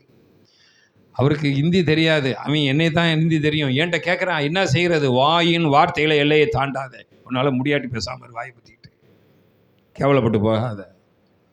உன் பொண்ணுக்கு இவ்வளோ தான் பவுன் செய்ய முடியும், இவ்வளோ தான் வச்சு கல்யாணம் நடத்த முடியும், அதை சொல்லிடு. உண்மையில உள்ள அப்படி சொல்லிடு. தேவ சித்தனா நடக்கட்டும், இல்லைன்னா நிப்பாட்டட்டும். நான் பிரசவத்தில் மிச்சம் 20 பவுனை போடுறேன். எத்தனாவது பிரசவத்தில்? மறக்க மாட்டான், மறக்க மாட்டான். மக மாற்றிடுவான்னு நினைக்கிறியா நீ? மக மாற்ற மாட்டா, அவளே சொல்லுவா, ஏற்றி விடுவா. நீ 20 25 கேளியா முட்டா பயிலும்பா. உலகம் பொல்லாதது. நீ சந்தோஷமாய் வாழ வேண்டும் என்றால் உன் வாயின் வார்த்தையை குறித்து எச்சரிக்கை. அதுக்கு ஒரு எல்லை இருக்கு, எல்லை இருக்கு. தாறுமாறா பேசாதீங்க, மாட்டிக்கிறாதீங்க, கேவலப்படாதீங்க. எப்தா அவன் போடப்பட்டிருக்கு பின்னுக்கு 10000 பேரையோ 26000 பேரையோ கொண்டுட்டு வந்தவன். எப்தா இத்தனை பேரை கொண்டுட்டு வந்தவன். அவன் வாழ்க்கையில் அவன் எல்லை எதில் மீறிட்டான்? வாசிங்க நியாயாதிபதிகள் 11:31. நான் அம்மோன் புத்திரரிடத்திலிருந்து சமாதானத்தோடு திரும்பி வரும்போது ஆண்டவர் கேட்டாரா? ஆண்டவர் உன்ட்ட இந்த பொருத்தனையை கேட்டாரா? நீ போய் யுத்தத்தில் போய் ஜெயிச்சு வந்த பிறகு எனக்கு என்ன காணிக்க கொடுப்பேன்னு கேட்டாரா அவர்? சில நேரத்தில் வாயின் வார்த்தைகளை நம்ம அகப்பட்டுறோம். எல்லை இருக்குங்க வாயின் வார்த்தைக்கு. நீ முதலமைச்சராக இருந்தாலும் சரி, பிரசிடெண்டாக இருந்தாலும் சரி, பிரதமராக இருந்தாலும் சரி, ஒரு டிஐஜியா போலீஸாக இருந்தாலும் சரி, உன் வாயின் வார்த்தைகளை நீ மாட்டிக்கொள்கிறார். அதுக்கு ஒரு எல்லை இருக்குது. சில சமயத்தில் என் மனைவி என் மகனை பார்த்து சொல்லுவான், மார்க் விலை வாங்கிட்டீங்கன்னா உனக்கு அந்த ஸ்போர்ட்ஸ் பைக் வாங்கி தரேன்டாம்பா. நான் சொல்லுவேன், எப்படி வாங்கி தர போகிற? வாங்கி தந்தா அவன் வாழ்க்கை என்ன ஆகும்? முதல்ல பணம் இருக்கா? அந்த நேரத்தில் பார்த்துக்குருவான். அவன் தெளிவாக இருப்பான்.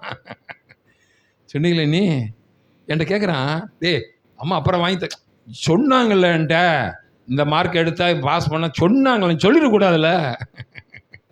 வார்த்தையில் மாட்டாத, வாயின் வார்த்தையில் மாட்டாத. நீ வாயில் பேசுகிற வரைக்கும் அந்த வார்த்தை உனக்கு அடங்கியிருக்கு. நீ பேசின பிறகு அந்த வார்த்தைக்கு நீ அடங்கியிருக்கணும். எப்தா கேட்டார் ஆண்டவர். இது என்னை ரொம்ப அழுத்தி சொல்ல சொல்கிறாரு. இங்கே வந்திருக்கிற ஜனங்கள் பாதி பேருடைய வாழ்க்கை நாசமாக போனதுக்கு காரணம் அவங்க வாயின் வார்த்தைகள் தான். எல்லையே போடுறது கிடையாது, எல்லையே போடுறது கிடையாது. அவங்க நினச்சிக்கிட்டாங்க நம்ம பேசின வார்த்தைகள்லாம் அடுத்த நாளே அழிஞ்சு போயிடணும். நீ பேசுகிற வார்த்தை ஒன்றும் அழியாதது, வானத்தில் சுற்றிக்கிட்டு தான் இருக்கும்.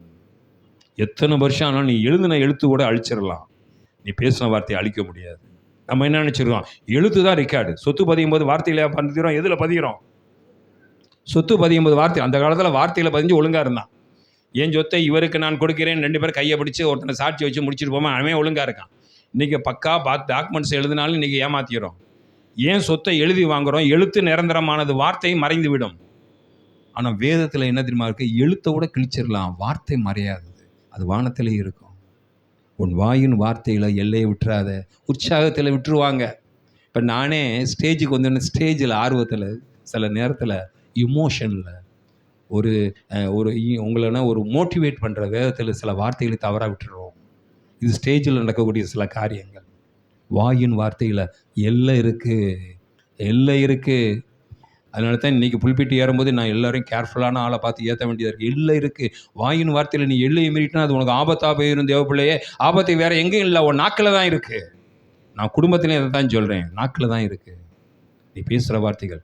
ஒரு மனைவி சொல்கிறா புருஷனை ஹைஜாக் பண்ணுறாளாம், அதாவது பிளாக்மெயில் பண்ணுறாளாம். என்ன பண்ணுறாளாம்? நான் மண்ணை ஊற்றிடுவேன், நான் மண்ணெண்ணை ஊற்றிடுவேன். கேட்குற, எதுக்கடி அடிக்கடி இப்படி சொல்கிற? அப்போதையும் புருஷன் அடங்குவான். கடைசியில் என்ன தெரியுமா ஆச்சு? அவன் மண்ணெண்ணை ஊற்றி தீ வச்சு தான் செத்தா. 3 தடவை சொன்னால் தப்பிச்சிட்டா, 4வது தடவை அவளே செத்தா. நீ வாயில் செத்ததுக்கு காரணம் உன் வாயின் வார்த்தை. நாசமாக போனதுக்கு காரணம் வேறு யாரும் கிடையாது. பிசாசு பிசாசுன்னு எப்போ பார்த்தாலும் பிசாசு சொல்லிக்கிட்டு. உன் வாயின் வார்த்தையில் எல்லையை தவறிடாத. எப்தா கேட்டாரா?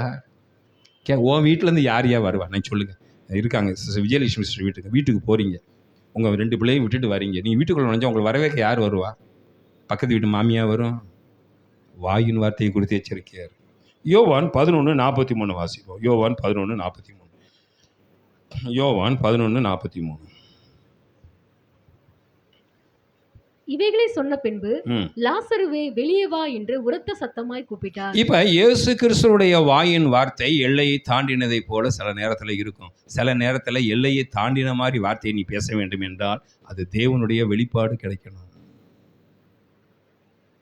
வாயின் வார்த்தைகளை ஜாக்கிரதையா இருக்க வேண்டும். நான் பணத்திலையும் எல்லாத்திலையும் இதைத்தான் சொல்றாங்க. எல்லாத்திலையும் இதைத்தான் சொல்றேன். எல்லாத்துக்கும் எல்லை இருக்கு. நீ எல்லையை தாண்டி வெளியே போக வேண்டும் என்றால் உன் சத்துக்கு பிஎஸ் சிஸ்டம் வாங்குறேன்னா என் சத்துக்கு மிஞ்சின காரியம். அவர் கேட்டார், ஐயா உன் சர்ச்சுக்கு 80,000 ரூபாய்க்கு ஒரு மிக்சர் வேணுமா? அந்த மிக்சருடைய விலை 80,000. எனக்கு 40,000 தீபாவளி ஆஃபரில் வாங்க போகிறேன். இந்த சர்ச்சுக்கு 80,000 வேணும். அதை வச்சு ஒரு பெரிய கன்வென்ஷன் நடந்த கத்த சொன்னார், இதை வாங்கி போடுவோம், ஆலயத்திற்கு தேவை. கொஞ்சம் கொஞ்சமாக நீ சவரித்து வை. தேவை பிள்ளையே. அநேக நேரத்தில் எல்லை எல்லை எல்லை எல்லை எல்லை தாண்டக்கூடாது. நீ எல்லையை ஒருவேளை தாண்ட வேண்டும் என்றால் அதுக்கு தேவனுடைய வெளிப்பாடு இருக்கணும். அதனால எல்லையை தாண்டாமல் இருந்துடக்கூடாது. சூரியனையும் சந்திரனையும் பார்த்து பேசுறது எல்லையை தாண்டின வாயின் வார்த்தைகள். இயேசு லாசருவை பார்த்து பேசுனது செத்து போன எத்தனை நாள் அனுப்பினா? 4 நாள் அனுப்பினா. இதை போய் இயேசு கிறிஸ்து அங்கிருந்து பார்க்கும்போது நம்ம எல்லைக்கு மிஞ்சி போகிறோமே. எல்லாரும் மாத்தாள் மரியாள் ஊரே நிற்கிது. இந்த கல்லறை எழுந்து சொல்கிறாரு, லாசருவே வெளிவா. பக்கத்தில் வச்சு இந்த ஆள் எல்லையை மீறி போயிட்டாரு. என்ன எல்லாமே இயற்கையின்படி இது நடக்காதே. பணா 4 நாள் ஆச்சு. அந்த பணம் எப்படி இந்த உள்ளே போக மாட்டான். ஒரு பையன் வாங்க உள்ளே போய் ஜோம் பண்ணுவேன். இவனஞ்சு கூட்டானா ஜோம் பண்ண கல்லை எடுத்து போட்டாச்சு. எடுத்து போட்டேன்னா அடுத்து என்ன சொல்லியிருக்கேன்? அன்பு பாசம் மார்த்தாள் மரியாள் எங்கே போயிருக்கணா? என் தம்பியை பார்க்கறதுக்கு வாங்க, எல்லாம் உள்ளப்பா நாரும். உங்களுக்கு எனக்கு உள்ள உறவுகள் அப்படித்தான். உறவுலையும் எல்லை மாறக்கூடாது. உள்ளே போனால் நாருமே. வேணாம், உள்ளே போக வேண்டாம், கல்லறைக்கு வெளியவே இருங்க. இயேசு கிறிஸ்து லாசர் எல்லையை மீறின வார்த்தையை இயேசு பயன்படுத்துகிறாரு. அப்படி எல்லையை மீறிய வார்த்தையை நீ பேசுகிற போது தேவ வெளிப்பாடு உங்களுக்கு இருக்கணும். அந்த கல்லறையில் இருந்த எல்லா பணத்தையும் பார்த்து இயேசு சொல்லலை, லாசருவே வெளியே வா வார்த்தையில். பெதஸ்தாவுக்கு போகிறாரு. பெதஸ்தாவை சுற்றில வியாதிசரம் தான் படுத்திருக்காங்க. ஆண்டவர் அந்த 38 வருஷம் வியாதி உள்ளவனை மட்டும்தான் பார்த்தாரு. நல்லா கவனிங்க. எனக்கு குணமளிக்கிற வல்லமை இருக்கு, எல்லாம் கியூவில் நின்றுங்கடான்னு சொல்லியிருக்கலாம். தேவனாலே எல்லாம் கூடும், வாங்க எல்லாம் நில்லுங்க. சரி, இவருக்கு சோமாக்குனதை பார்த்து எவனாச்சும் கேட்டானா, ஐயா அவருக்கு சோமாக்கிட்டு எனக்கு சோமோ? நீ எல்லையை மீறுகிறாய் என்றால், உன் வண்டியில் ஸ்பீடை நீ கூட்டுறாய் என்றால், உன் வண்டியினுடைய பிரேக் உனக்கு தெரியணும். நீ கேட்டான் வண்டி போடும்போது, சார் ஒரு 2,000 ரூபாய்க்கு ஒரு பிளைட் இருக்குது, அதை மாட்டினீங்க நான் எவ்வளோ ஸ்பீடில் போனீங்கன்னா நச்சு நொண்டி நிற்கணும். நான் சொன்னேன், ஏன் நான் போகிறதே 40 தாண்டதே ஆச்சரியம்ப்பா, எனக்கு எதுக்குப்பா இந்த பிரேக்கு? அநேகர் அதனால தான் சாகுறான். நம்ம வண்டியில் இப்படி ஒரு பிரேக் இருக்குன்னு நினச்சி தான் சாகுறான். தேவனுடைய பிள்ளையே, உன் வாயின் வார்த்தையில் நீ எல்லையை மீறுவாய் என்றால், நல்ல கவனிங்க, உன் வாயின் வார்த்தையில் நீ எல்லையை மீறுவாய் என்றால் என் தேவனுடைய வெளிப்பாடு இருக்கிற நீ வெக்கப்பட்டு போயிடுவ. லாசருவே வெளியே வாங்கி சொன்னபோது லாசர் வரலைன்னா என்ன ஆயிருக்கும்? இயேசுடைய ஊழியம் அந்த 38 வருஷம் உள்ள செத்து போன தபித்தாலே எழுந்திருங்கும் போது என்ன ஆயிரும் ஊழியம்? சும்மா இல்லைங்க. இதனால தான் சொல்கிறேன், நீங்களும் கர்த்தரும் பக்கத்தில் இருந்து தான் ஊழியத்தை செய்யணும். வாயின் வார்த்தையை குறித்து பன்றிக்கு முன்னுக்கு முத்த போட்டுறாதீங்க. ஒருத்தன் தப்பு பண்ணுவான்னு தெரியும், கர்த்தர் அவனை கண்டிக்காதானே நீ அமைதியாக தான் இருந்து ஆகணும். ஸ்தாபி ஏதோ ஒரு காரியம் செஞ்சான். என்ன காரியம் செஞ்சான்? ஜனங்கள்னா என்றான்ட்டான். உடனே எல்லாம் என்னொன்னே போர் தளபதி யோவாப் சொல்கிறான், ஏன் நீ செய்கிறது சரியில்லை, ஜனங்களுடைய என்னைக்குன்னா என்னன்னா தேவ கோபம் மேலே வரும். அவன் சொல்ல, நான் ராஜா, நான் சொல்கிறது நீ செய். இதுக்கும் மீறி யோவாப் பிடிவாதம் பண்ணியிருந்தான். முதல்ல யோவாபை தலை வெட்டி தள்ளுறான் இருப்பான். சிலர் தப்பான பாதையில் போகிறாங்கன்னு உனக்கு தெரியும், ஆனால் தேவன் அதை திருத்துவதற்கு கர்த்தர் உங்களுக்கு அனுமதி கொடுக்கலைன்னா அந்த எல்லையை தாண்டாதீங்க. தெரியும், நீ சொன்னால் உன் மேலே கோபம் வரும். ஏன்னா சிலர் நான் பார்த்துருக்கேங்க, அவங்க அதிகாரத்துக்கு கீழே நான் இருந்து சொன்னேன்னா, இவனா நமக்கு சொல்கிறது, நாகமான் வேலைக்காரியை பார்த்து சொல்ல, இவளா நமக்கு சொல்கிறது, இந்த சின்ன பிள்ளை சொல்லியா நம்ம போகணும் இஸ்ரேலுக்கு? நீ சொன்ன வார்த்தை நல்ல வார்த்தை, ஆனால் சொல்லப்பட்டவர் சாதாரண ஆள். நாளைக்கு இவ்வளோ சொல்லுவான் நம்மளை பார்த்து, நான் தான் நாகமான சோமாக்கணுவேன்னு. அது என்னைய காட்டிலும் ஒரு ராஜா சொல்லியிருந்த, சீரிய ராஜா சொல்லியிருந்தா பரவாயில்ல. தேவ பிள்ளையே, வாயின் வார்த்தை எல்லையை தாண்டக்கூடாது. ஆனால் நீ எல்லையை தாண்ட வேண்டிய சூழ்நிலை வரும் என்றால் என் தேவன் நீ நிறைய பேர் எல்லையை தாண்டி இருக்கிறாங்க. இசைகளை பார்த்து சொல்லாரு, உலர்ந்த எலும்புகளை பார்த்து பேசுன்னு இருக்காரு. ஏன்னா எல்லையை தாண்டின வார்த்தைகள். சூரியனை பார்த்து நிப்பாட்டினார், எல்லையை தாண்டிய வார்த்தைகள். ஆண்டவர் ஆதியில பூமியை வானத்தையும் சிருஷ்டித்தார்னா எல்லையை தாண்டிய வார்த்தைகள். ஆனால் அதுக்கு வெளிப்பாடு இருக்கணும். நீ எல்லையை தாண்டி வெளிப்பாடு வாங்கி அற்புதம் பண்ணுறது அது வேற பக்கம். முதல்ல பிரச்சனைக்குள்ள மாட்டாதீங்க. ஹல்லேலூயா. அடுத்து ஊழிய பாவத்தில் 2 சாமுவேல் 11வது அதிகாரம் 1-6 வரைக்கும் வாசிங்க. 2 சாமுவேல் 11 1-6 வரையிலும். 2 சாமுவேல் 11வது அதிகாரம் 1-6 வரையிலும். மறுவருஷம் ராஜாக்கள் யுத்தத்திற்கு புறப்படும் காலியம் வந்தபோது தாவீது யோவாபையும் அவனோட கூட தன் சேவகரையும் இஸ்ரவேல் அனைத்தையும் அம்மோன் புத்திரரை அழிக்கவும் ரப்பாவை முற்றுகை போடவும் அனுப்பினான். தாவீது எல்லாத்தையும் யுத்த காலத்துக்கு அனுப்பிவிட்டான். தாவீதோ எருசலேமில் இருந்து விட்டான். தாவீது எருசலேம் யுத்த காலத்துக்கு போக வேண்டிய தாவீது இப்ப எங்க இருக்காரு? எங்க இருக்காரு? ராஜா எங்க போகணும்? இஸ்ரேல் நாட்டுக்கு இந்தியா நாட்டுக்கு ஒரு வித்தியாசம் என்ன தெரியுமா? இந்த இஸ்ரேல் நாடு மாதிரி இந்தியாவில் ஒரு சட்டம் போட்டால் நல்லாயிருக்கும். என்ன சட்டம்? இஸ்ரேலில் எவனாச்சும் ஒருத்தனை அடிச்சிட்டான்னா போய் அடிக்காமல் விட மாட்டாங்க. பழிக்கு பழி வாங்குறதில் அவங்க இல்லை, நம்ம மன்னிச்சிருவோம். யுத்தம் என்று வந்தால் யுத்த காலத்தில் முதல்ல இராணுவ அமைச்சர் நிற்கணும். யார் நிற்கணும்? அப்படி வச்சா நம்ம ஊரில் யார் இராணுவ அமைச்சர் ஆகும்? யார் இராணுவ அமைச்சர் ஆகுமா? இல்லை, தேவ பிள்ளையே. அப்போ தாவீதுடைய ராஜாவினுடைய வேலை யுத்த காலத்தில் நீ முன்னுக்கு நிற்கணும். நான் ஆசைப்படுறேன் இந்தியாவில் இருக்க எம்பிகள் மினிஸ்டர்ஸ் எல்லாம் யுத்தம் என்று வந்தால் அவர்கள் துப்பாக்கியை எடுக்க வேண்டும் என்று ஒரு சட்டத்தை போட்டா யாராச்சும் லஞ்சம் வாங்குவாங்க நினைக்கிறீங்களா? என்ன யோசிக்கிறீங்க? அடுத்து யார் எலெக்ஷனில் நிற்க போகிற மாதிரி எண்ணத்தில் இருக்கீங்களா? தேவனுடைய பிள்ளையே, தாவீது யுத்த காலத்தில் இருக்க வேண்டியவன், ஆனா வீட்டில் இருக்கான். நடந்த காரியத்தை வாசிப்போம். ஒரு நாள் சாயங்காலத்திலே தாவீது தன் படுக்கையிலிருந்து எழுந்து அரண்மனை உப்பரிகையின் மேல் உலாத்தி கொண்டு இருக்கும்போது ஸ்நானம் பண்ணுகிற ஸ்திரியை ஒரு உப்பரிகையின் மேல இருந்து கண்டான். அந்த ஸ்திரீ வெகு சௌந்தரியமா இருந்தால் இதுவரைக்கும் இல்லை. இதே போகக்கூடாது. அடுத்த மனைவி குளிக்கிறதா பார்க்க கூடாது. அது வீடியோ எடுக்கிறது பார்க்கறதே ஒரு அவமானமான காரியம். இதாச்சும் எல்லையினுடைய உச்சி எல்லைக்கு போயிட்டான். அடுத்து அப்பொழுது தாவீது அந்த ஸ்திரீ யார் என்று விசாரிக்க அடுத்து எல்லையை தாண்டி போறான். நல்லா கவனிங்க. உன்னுடைய போர் வீரனுடைய மனைவி உன் மக குளிக்கிறத நீ ரசிப்பியா? உன் மக உன்னை நம்பி அவன் விட்டுட்டு வருஷ கணக்கில் இருக்கிறான். உன் மக குளிக்கிறத நீ பார்த்ததே எல்லையை மீறிட்ட. தேவப்பிள்ளையே, இன்னைக்கு அநேகர் யாருமே பாவம் செய்யாமல் இருக்காங்களா? பாவம் செய்கிறவங்க ரட்சிக்கப்பட்டவங்க கூட சில சிந்தைகளில் சில நேரத்தில் பாவம் உள்ளே போயிட்டு வருது. ஆனால் எல்லையை தாண்டிராத, எல்லையை தாண்டிராதீங்க. எல்லை வரைக்கும் பஸ்ஸில் போகிறீங்க, ஒருத்தன் பர்ஸை பின்னுக்கு பிக் பாக்கெட் வச்சுட்டு போகிறான். உங்களுக்கு பணப்பிரச்சனை இருக்குது, யோசித்து பார்க்குறீங்க, அந்த பர்ஸு நம்ம கைக்கு வந்தால் நல்லா இருக்குமே. போலீஸ் உங்களை பிடிக்குமா? நான் சொல்ல புரியுதா புரியலையா? நீங்கள் ரொம்ப பணப்பிரச்சனையில் இருக்கீங்க. பஸ்ஸில் மின்னுக்கு ஒருத்தர் இருக்கார். அவர் பர்ஸில் கட்டுக்கட்டாக பணம் வச்சுருக்கிறாரு. அதை அப்படி எடுத்துகிட்டு பிக் பாக்கெட்டில் வைக்கிறாரு. அது பாதி வெளியே தெரியுது. அதை எடுத்துகிட்டு அவங்க பிரச்சனையெல்லாம் தீந்துடும். அதை எடுத்தால் நல்லா இருக்குன்னு யோசிக்கிறீங்க.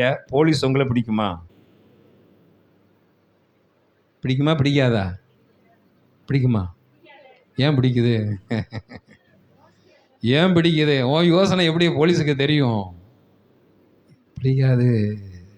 பிடிக்காது. ஒரு ஸ்திரீயை பார்க்குறான், ரொம்ப அழகாக இருக்காளே, இவவோட வாழ்க்கை நடத்தினா ரொம்ப நல்லா இருக்குமே நினைக்கிறான். போலீஸ் பிடிக்குமா? அவள் செருப்பு வச்சு அடிப்பாளா?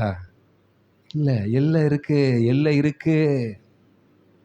அதனால தான் சொல்கிறேன், பாவத்தின் எல்லைக்குள்ளே வந்துடாதீங்க. எல்லாருக்கும் சில எண்ணங்கள் அவனுடைய செயல் சிந்தனைகள். அவனை மாதிரி நம்ம ஒரு வீடு கட்டினா நல்லா இருக்குமே, அவனை மாதிரி ஒரு கார் வாங்கினா நல்லா இருக்குமே, அவளை மாதிரி ஒரு புடவை வாங்கினா நல்லா இருக்குமே, அவன் மாதிரி ஒரு வயிறு இல்லை கிளாஸ், எல்லாருக்கும் எண்ணங்கள் வருது. இந்த எல்லையை தாண்டிட்டே வச்சுக்க, சீமையின் நிலைமை தான். இங்கே இடத்துல வாசிக்கிறோம். இப்போ தாவீது தேவனுக்கு பிரியமானவன் என்று சாட்சி வாங்கினவன் ஸ்டெப் பை ஸ்டெப்பாக எல்லையை விட்டு வெளியே வரான். பிசாசு தந்திரக்காரங்க, நீ எல்லைக்குள்ளே இருக்கிற வரைக்கும் உன் தலைமுடியோடு அவன் எடுக்க முடியாது. இன்றைக்கி சொல்கிறேன், வருக வரைக்கும் சொல்கிறேன். பிசாசு தொடரணும்னா நினிவேக்கு போகிற நீ தர்ஷித்த எல்லைக்குள்ளே போனீன்னா தான் பிடிக்க முடியும். தர்ஷித்த எல்லைக்குள்ளே போனால் தான் கடலில் கொந்தளிப்பு வர முடியும். நீ நினிவேக்கு போகும்போது வராது. பிசாசுக்கு ஒன்றே ஒன்று தான் தெரியும், உன்னை எப்படி வெளியே கொண்டு வர வேண்டும் என்று தெரியும். சிம்சனுக்கு தேன்னா ரொம்ப பிடிக்கும். அது செத்து போன சிங்கத்துக்குள்ளே வச்சு அவனை அந்த வழி விலகி வெளியே கொண்டு வந்துச்சு. ஆக்சுவலாக இந்த செய்தியை பதில் நான் வேறு செய்தி கொடுக்கணும் தான் திருப்பி கர்த்தர் என்று பேசினார். இதெல்லாம் உங்களுக்கு தெரிஞ்ச சத்தியம்தான். ஆனால் எல்லையை தாண்டுறீங்க. மீன் எல்லையை தாண்டி நான் மண்ணுக்கு வந்தால் என்ன ஆகும்?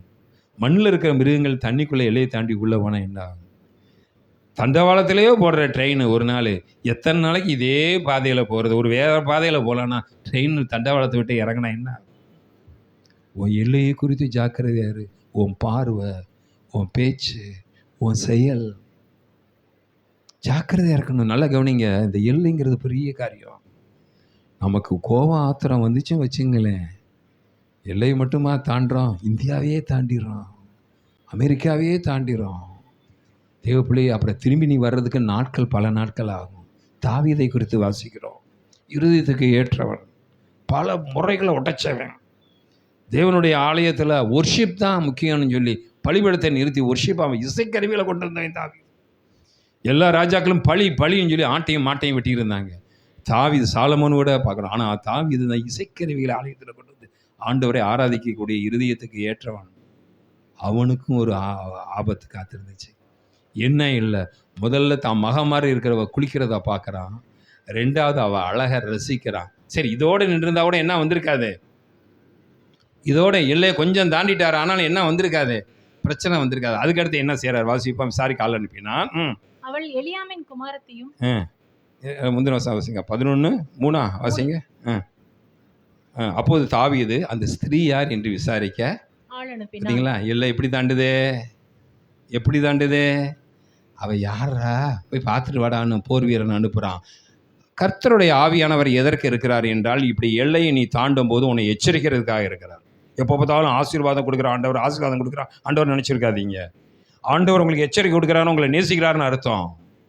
நான் ஏற்கனவே சொன்னேன், நான் ஒரு ஊழியக்காரன், அவர் ஊழியக்காரன். அந்த ஊழியக்காரர் தப்பு பண்ணுறாருன்னா நான் கடிஞ்சிக்கிட்டேன்னா என்னை என்ன செய்வார், தாக்குவார்னு எனக்கு தெரியும். நான் கொஞ்சம் செல்ஃபிஷாக என்னை பாதுகாத்துக்கிட்டேன். ஆனால் ஆவியானவர் அப்படி இல்லை. திட்டவும் தெளிவுமா உன்னை தடுத்து நிறுத்திடுவார். ஆனால் இந்த இடத்துல வாசிக்கிறோம், போய் யார் விசாரிச்சுட்டு வாடா, உன் தேசத்தில் தானே இருக்கா? அவள் என்ன ஒரு பெலிஸ்தர் குமாரத்தையாக இருக்கா போகிறாளா, இல்லை அமலேக்கர் குமாரத்தையாக இருக்கா போகிறாளா? ஓ மக விசாரிக்க ஆள் அனுப்பினான். ஏத்தியனான உரியாவின் மனைவியாகிய பத்சேபாள் என்றார்கள். அப்பொழுது தாவீது ஆள் அனுப்பி அவளை அழைத்து வர சொன்னான். இப்ப பாருங்க எப்படி எல்லாம் எல்லையை தாண்டி கொண்டு வரான்னு பாருங்க. பிசாசு கவனிச்சு நல்லா கவனிங்க. நீ எல்லையை தாண்டோன்னு பிசாசு தாக்க மாட்டான். ரொம்ப கவனிங்க. எல்லையை தாண்டோன்னு பிசாசு தாக்குறானே நீ உள்ள ஓடிடுவ. சிம்சோன் காசா வேசிட்ட போனா கர்த்தருடைய வல்லமை இருந்துச்சு. பெலிஸ்தர் குமாரத்திட்ட போனா கர்த்தருடைய வல்லமை இருந்துச்சு. எங்கெங்க அக்கிரமம், அப்போ எல்லா பாவத்துக்குள்ள வச்சாரம் போகிறான். பிசாசு தொடவே வர மாட்டேன்ட்டான். தொடரலைங்க. எத்தனை வேசிட்ட போனாலும் பிசாசு தொடலை சிம்சோனை. அவன் நினச்சிட்டான், இவ்வளோ பாவம் செஞ்சாலும் பிசாசு உன்னை எல்லையை விட்டு கொஞ்சம் தூரம் ரொம்ப தூரம் கொண்டு வந்த பிறகு தான் அவன் வேலையை ஆரம்பிப்பான். ஏன்னா நீ திரும்பி வரக்கூடாது இல்லையா? அவன் தந்திரக்காரன், அவன் பலசாலி இல்லை. திருப்பி சொல்கிறேன், பிசாசு பலசாலி இல்லை, தந்திரக்காரன். அவனுக்கு தெரிஞ்ச தந்திரம் ஒன்று தான். இப்போ அடுத்துக்கிற ஆள் அனுப்பி அவனுக்கு இதோட மட்டும் வர சொன்னதை மட்டும் இல்லைங்க, கடைசியில் செஞ்ச காரியம் அவள் வாழ்க்கையே நாசம் பண்ண. பிசாசுக்கு ரொம்ப சந்தோஷம். தாவீதே, பாவத்துக்கு ஒரு எல்லை இருக்கு. பாவ சிந்தனை வர்றதே தப்பு. பாவ சிந்தனை வந்தால் கூட பரவாயில்ல. ஒருத்தனை வெட்டிடுவேன்னு நினைக்கிறதே தப்பு. அந்த வெட்டிடுவேன் நினச்சிட்டு அப்படியே மனம் திரும்பிட்டின்னா கூட உலகத்துக்கு தெரியாது. நீ வெட்டுற பார்த்தியா, அன்றைக்கி உன் வாழ்க்கை நாசமாக போகுது. தந்திரக்காரன். இன்றைக்கி உலகத்தில் பேப்பர், டிவி எல்லாம் இந்த எல்லையை தாண்டினவங்க தான். அதான் கர்த்தர் உங்கூட இருக்கிறார். ஆவியான நம்ம நினைக்கிறோம் கர்த்தர் ஆவியானவர் இருந்தால் பார்த்தாலும் பணமாக கொடுத்துருப்பாருங்க. பணமாக கொடுக்குறதுக்காக இயேசுநாதர்கிட்ட வராதீங்க. அவர் பணம் கொடுக்குற ஆண்டவர் தான். எனக்கு 1,00,000 ரூபாய்க்கு சர்ச்சுக்கு இன்ஸ்ட்ருமெண்ட் வாங்க முடியுமா? என்ன நீ உங்கள் சம்பாத்தியம் என் சம்பாத்தியத்தில் வாங்க முடியுமா? அவர் எனக்கு ஒத்தாசைக்கு வரும் பருவதம். ஒரு பாட்டு இன்றைக்கி அவர் பிடிச்ச பாட்டு, உன் தேவைகளை பார்க்கிலும், அந்த பாட்டு தான் எனக்கு திருப்பி திருப்பி அந்த பாட்டு எக்கோ அடிச்சுக்கிட்டே இருந்துச்சு. என் தேவைகளை காட்டிலும் என் தேவன் பெரியவர். ஆமென். உன் தேவைகளை காட்டிலும் உன் தேவன் பெரியவர். அதான் சொல்கிறேன், எந்த நேரத்தில் எந்த வாய்க்காலேருந்து யார் மூலமாக உங்களுக்கு வரும் தெரியாதுங்க. அவரை மட்டும் பார்த்துக்கிட்டு இருப்போம். சரி, இங்கே தாவீதை பார்க்குறோம். அப்போ கொஞ்சம் கொஞ்சமாக பிற்பாடுபடுத்திட்டு இந்த நிலையில் இருந்தால் கூட வேற அழுத நேரம் இல்லை. அடுத்து இவ புருஷனையும் கூட்டு வந்து அவள் புருஷனையும் கொலைகாரனா கொள்றான். எப்படி எல்லையை விட்டு போகிறான் தேவன். இன்னும் ஒரு வசனத்தை வாசி. 1 ராஜாக்கள் 11:2 நேரம் ஆயிடுச்சு. 1 ராஜாக்கள் 11:2 1 ராஜாக்கள் 11:2 வசனம். கர்த்தர் இஸ்ரவேல் புத்திரரை நோக்கி, நீங்கள் அவர்கள் அண்டைக்கும் அவர்கள் உங்கள் அண்டைக்கும். இப்ப சாலமோனை பார்த்து ஆண்டவர் சொல்றாரு, நீ அவர்கள் அண்டைக்கும் அவர்கள் உங்கள் அண்டைக்கும் வர வேண்டாம். அவர்கள் நிச்சயமாய் தங்கள் தேவர்களை பின்பற்றும்படி உங்கள் இருதயத்தை நீ பலதாரம் கல்யாணம் பண்ற. பழைய ஏற்பாட்டில் பலதாரங்கள் இருந்தது. ஆனாலும் விக்கிர வணக்கத்தில் இருக்க பெண்ணை பண்ண வேண்டாம் என்று எத்தனை தடவை எச்சரிக்கை பண்ணாரா? சொல்லியிருந்தார். சாலமோன் அவர்கள் மேல் ஆசை வைத்து அவர்களோடு ஐக்கியமாய் முடிஞ்சிச்சு. சாலமோனுடைய சாப்டர் ஓவர். அவன் நினச்சிக்கிட்டான் ஆரம்ப காலத்தில் அவர்களால் ஒன்றும் செய்ய முடியலை. வயதான காலம் வரும்போது அவன் எல்லையை தாண்டி போறேன்னு இன்னைக்கு தான் நினச்சி பார்க்குறீங்க. சாலமோனுடைய ஆரம்பம் முக்கியம் இல்லை, சாலமோனுடைய முடிவு தான் முக்கியம். உங்கள் ஆரம்பம் முக்கியம் இல்லை, உங்கள் முடிவு தான் முக்கியம். நேரம் ஆயிடுச்சு. மற்றது ஒன்றும் ஒரு பாட்டு நான் எடுக்க வேணாம். 2 நாளாகமத்தில் 26 என்னாம 12 குறிச்சுங்க. அங்கே ஊழிய அழைப்பில்லே நீ எல்லையை தாண்டிராத. ஊழிய அழைப்பில் எல்லையை தாண்டிராத. நீங்கள் என்ன நினைக்கிற பாஸ்டர் சார் எங்களை கூட்டாங்க 2 நிமிஷம் ஜெபம் பண்ணுங்கண்ணா. 2 நிமிஷம் ஜெபம் பண்ண மையை கொடுத்தா அங்கே ஒரு பாட்டை பாடியிருந்தார். அவர் கூப்பிட்டார், உன்னை பாட்டு பாட சொன்னேண்ணா, உன்னை என்ன செய்ய சொன்னேன்? 2 நிமிஷம். உங்கள் முகங்கள் தெரியணும். உன் விசுவாசி வந்தால் என் பாஸ்டர் ஸ்டேஜில் இருக்கான்னு தெரியணும். இதுக்கு தாயே உங்களை ஏற்றுறான். நீங்கள் பண்ணுற ஜெபம் கேட்கப்படும்னா ஏற்றுறோம். நீ பண்ணுற ஜெபம் கேட்கப்படும்னா ஏற்றுறோம். உன் விசுவாசிகள் வந்து கூட்டத்தில் வந்து உட்காந்துருக்காங்க. எங்கள் பாஸ்டர் புல்பீட்டில் நின்றுட்டாருங்க. எவ்வளோ விசுவாசத்தில் எங்களை ஏற்றுறாங்க மேலே. முகத்தை காட்டிட்டு போயான்னா நீ என்ன செய்கிறீங்க? பாட்டு பாடிட்டு அதுக்கப்புறம் நீ என்ன செய்கிற? ஜெபம் பண்ணுற. இது பல கேள்விகள் தேவனுடைய பிள்ளையே. அப்போ இந்த இடத்துல வாசிக்கிறோம், ஊழியத்தில் கர்த்தர் உங்களை எதற்கு அழைச்சிருக்கிறாரு? சுவிசேஷ ஊழியம்னா சுவிசேஷ ஊழியம், போதர் ஊழியம்னா போதர் ஊழியம். தீர்க்கதரிசிகளே பலவிதமான தீர்க்கதரிசிகள் இருக்காங்க. உங்கள் ஊழியத்தினுடைய அழைப்பையும் தெரிந்து கொள்ளுதலையும் உறுதியாக்கும்படி அந்த எல்லையை விட்டு வெளியே வந்துடுறேன். நீ கூப்பிட்டாரு என்னை கிருஷ்ணன் கோயிலுக்கு கூப்பிட்டாரு. நான் தேவ சமூகத்தில் காத்தேன். ஆண்டவரே, நான் ஞாயிற்றுக்கிழமை சீக்கிரம் நான் ஆலயத்தை விட்டு நான் வெளியே போனது இல்லையேப்பா. ஆனாலும் கர்த்தர் அந்த கிராமத்தில் உள்ள ஜனங்களை கண்ணில் காட்டினார். அதனால தான் இன்றைக்கி ஃபஸ்ட் நீங்கள் எல்லையை தாண்டி போகிறீங்களே, உங்கள் எல்லை தானே. நான் சொல்லிட்டேன், எல்லையை தாண்ட வேணான்னு சொல்லலை. சில என்னையவே மடக்காதீங்க, சில மடக்கிறீங்க. சத்தம் கேட்குது என் காதிலே, எங்கேயோ கேட்ட குரல் என் காதிலே கேட்கிறது. எல்லையை தாண்டாதே என்று சொல்லிவிட்டு அடுத்த வாரம் எல்லையை தாண்டி கிருஷ்ணன் கோயிலுக்கு போகிறீங்களே. எல்லையை தாண்டும் போது என் தேவனுடைய குரல் எனக்கு கேட்க வேண்டும். யாரையும் காயப்படுத்திட்டேன்னா? உங்கள் முகங்கள் யாரையும் காயப்படுத்தின மாதிரி இல்லை. தேவ பிள்ளையே, ஆவியானவர் நல்லவர். நான் மனுஷனோ முகத்தை பார்க்குறேன், கர்த்தரோ நான் உங்கள் முகத்தை பார்ப்பேன். நீங்கள் அந்த எச்சரிக்கையின் சத்தத்துக்கு கீழ்ப்படியலைன்னா என்னை பாதுகாத்துக்கிட்டு என் எல்லையிலேயே போயிடுவேன். ஆனால் ஆவியானவர் அப்படி இல்லைங்க. நீங்கள் நல்லா இருக்குன்னு சொல்லி அவர் திருத்துறாரு. நம்மளை யாராச்சும் திருத்தினா நமக்கு கோபம் வருது. உண்மையில உன்னை திருத்துறவன் உனக்கு நல்லது செய்கிறான், அது உனக்கு தெரியல. நம்ம என்ன நினைக்கிறோம், உன் தகுதிக்கு என்னை திருத்துறியாங்கிறோம். இல்லை தேவப்பிள்ளை, அவன் நல்லவன், அவன் உன்னை நேசிக்கிறனால செய்கிறான். ஆனால் நீ முத்தை மிதிச்சிட்டு அவனை முட்டிக்கிட்டு இருக்க. இதனுடைய அருமை ஒரு நாள் தெரியும். 2வது ஊழிய அழைப்பில் ஒரு எல்லை. கடைசியாக 6வது ஒரு பாயிண்ட்டு, உன் உறவு முறையில் ஒரு எல்லை வச்சுருக்கணும். கடைசியாக அந்த வசனத்தை எடுக்கல, அந்த கெட்ட குமாரனை குறித்து வாசிக்கும் போது நீ யார்கிட்ட அதிகமான உறவு பக்கத்தில் வைக்கணும், யாரை தூரத்தில் உறவு வைக்கணும் என்று உனக்கு தெரிய வேண்டும். சபைக்கு வர விசுவாசியாக நீ இருந்தாலும் உன் சபையில் இருக்கிற விசுவாசிகள்கிட்ட எந்த விசுவாசியை உன் பக்கத்தில் வச்சுருக்கணும், எந்த விசுவாசியை தூரத்தில் வச்சுருக்கணும் உனக்கு தெரியணும். உன் குடும்ப உறவில் எல்லாருமே உன் குடும்ப உறவு தான். யார் உன் பக்கத்தில் வைக்கணும், யார் உறவின் எல்லை இல்லை, உறவின் எல்லை இல்லை. யாருக்கு எவ்வளோ நேரம் ஃபோன் பண்ணணும், அந்த எல்லையை வச்சு. யார் வீட்டில் எவ்வளோ நேரம் தங்கணும், அதுக்கு ஒரு எல்லையை வச்சுருக்கணும். யார் வீட்டில் சாப்பிடணும், அது ஒரு எல்லையை வச்சுருக்கணும். யார்கிட்ட காணிக்க வாங்கணும், ஒரு எல்லையை வச்சுருக்கணும். டேமில் இருக்க தண்ணி நமக்கு ஏன் தெரியுமா யூஸ் ஆகுது? அது ஒரு எல்லைக்குள்ளேயே இருக்குது. ஏன் டேமில் இருக்க தண்ணி யூஸ் ஆகுது?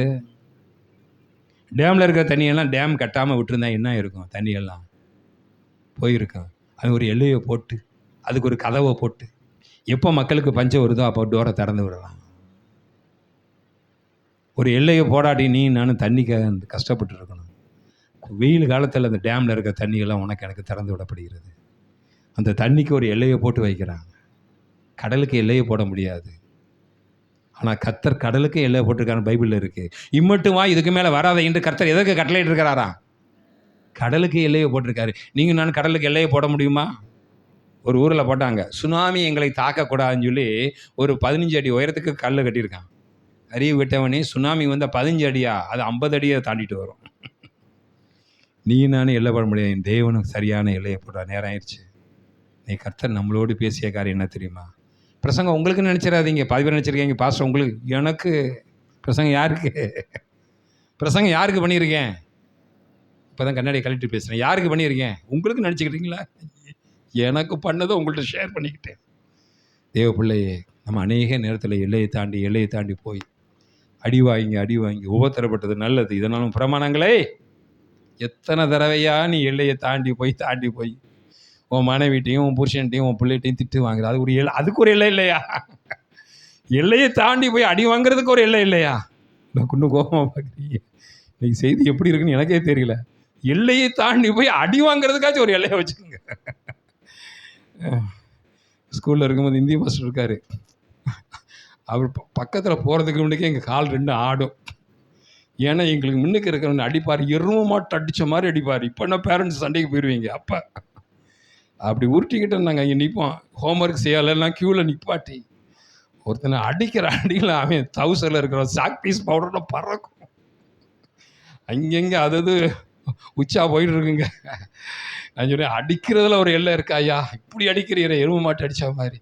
அப்படி அடி வாங்கினதுனால தான் இன்றைக்கி நல்லா இருக்கும். ஆமே. அப்படியே எழுந்திருந்து கர்த்தருடைய பந்திக்குள்ளே கடந்து செல்வோமா? கர்த்தர் நல்லவராக இருக்கிறார்.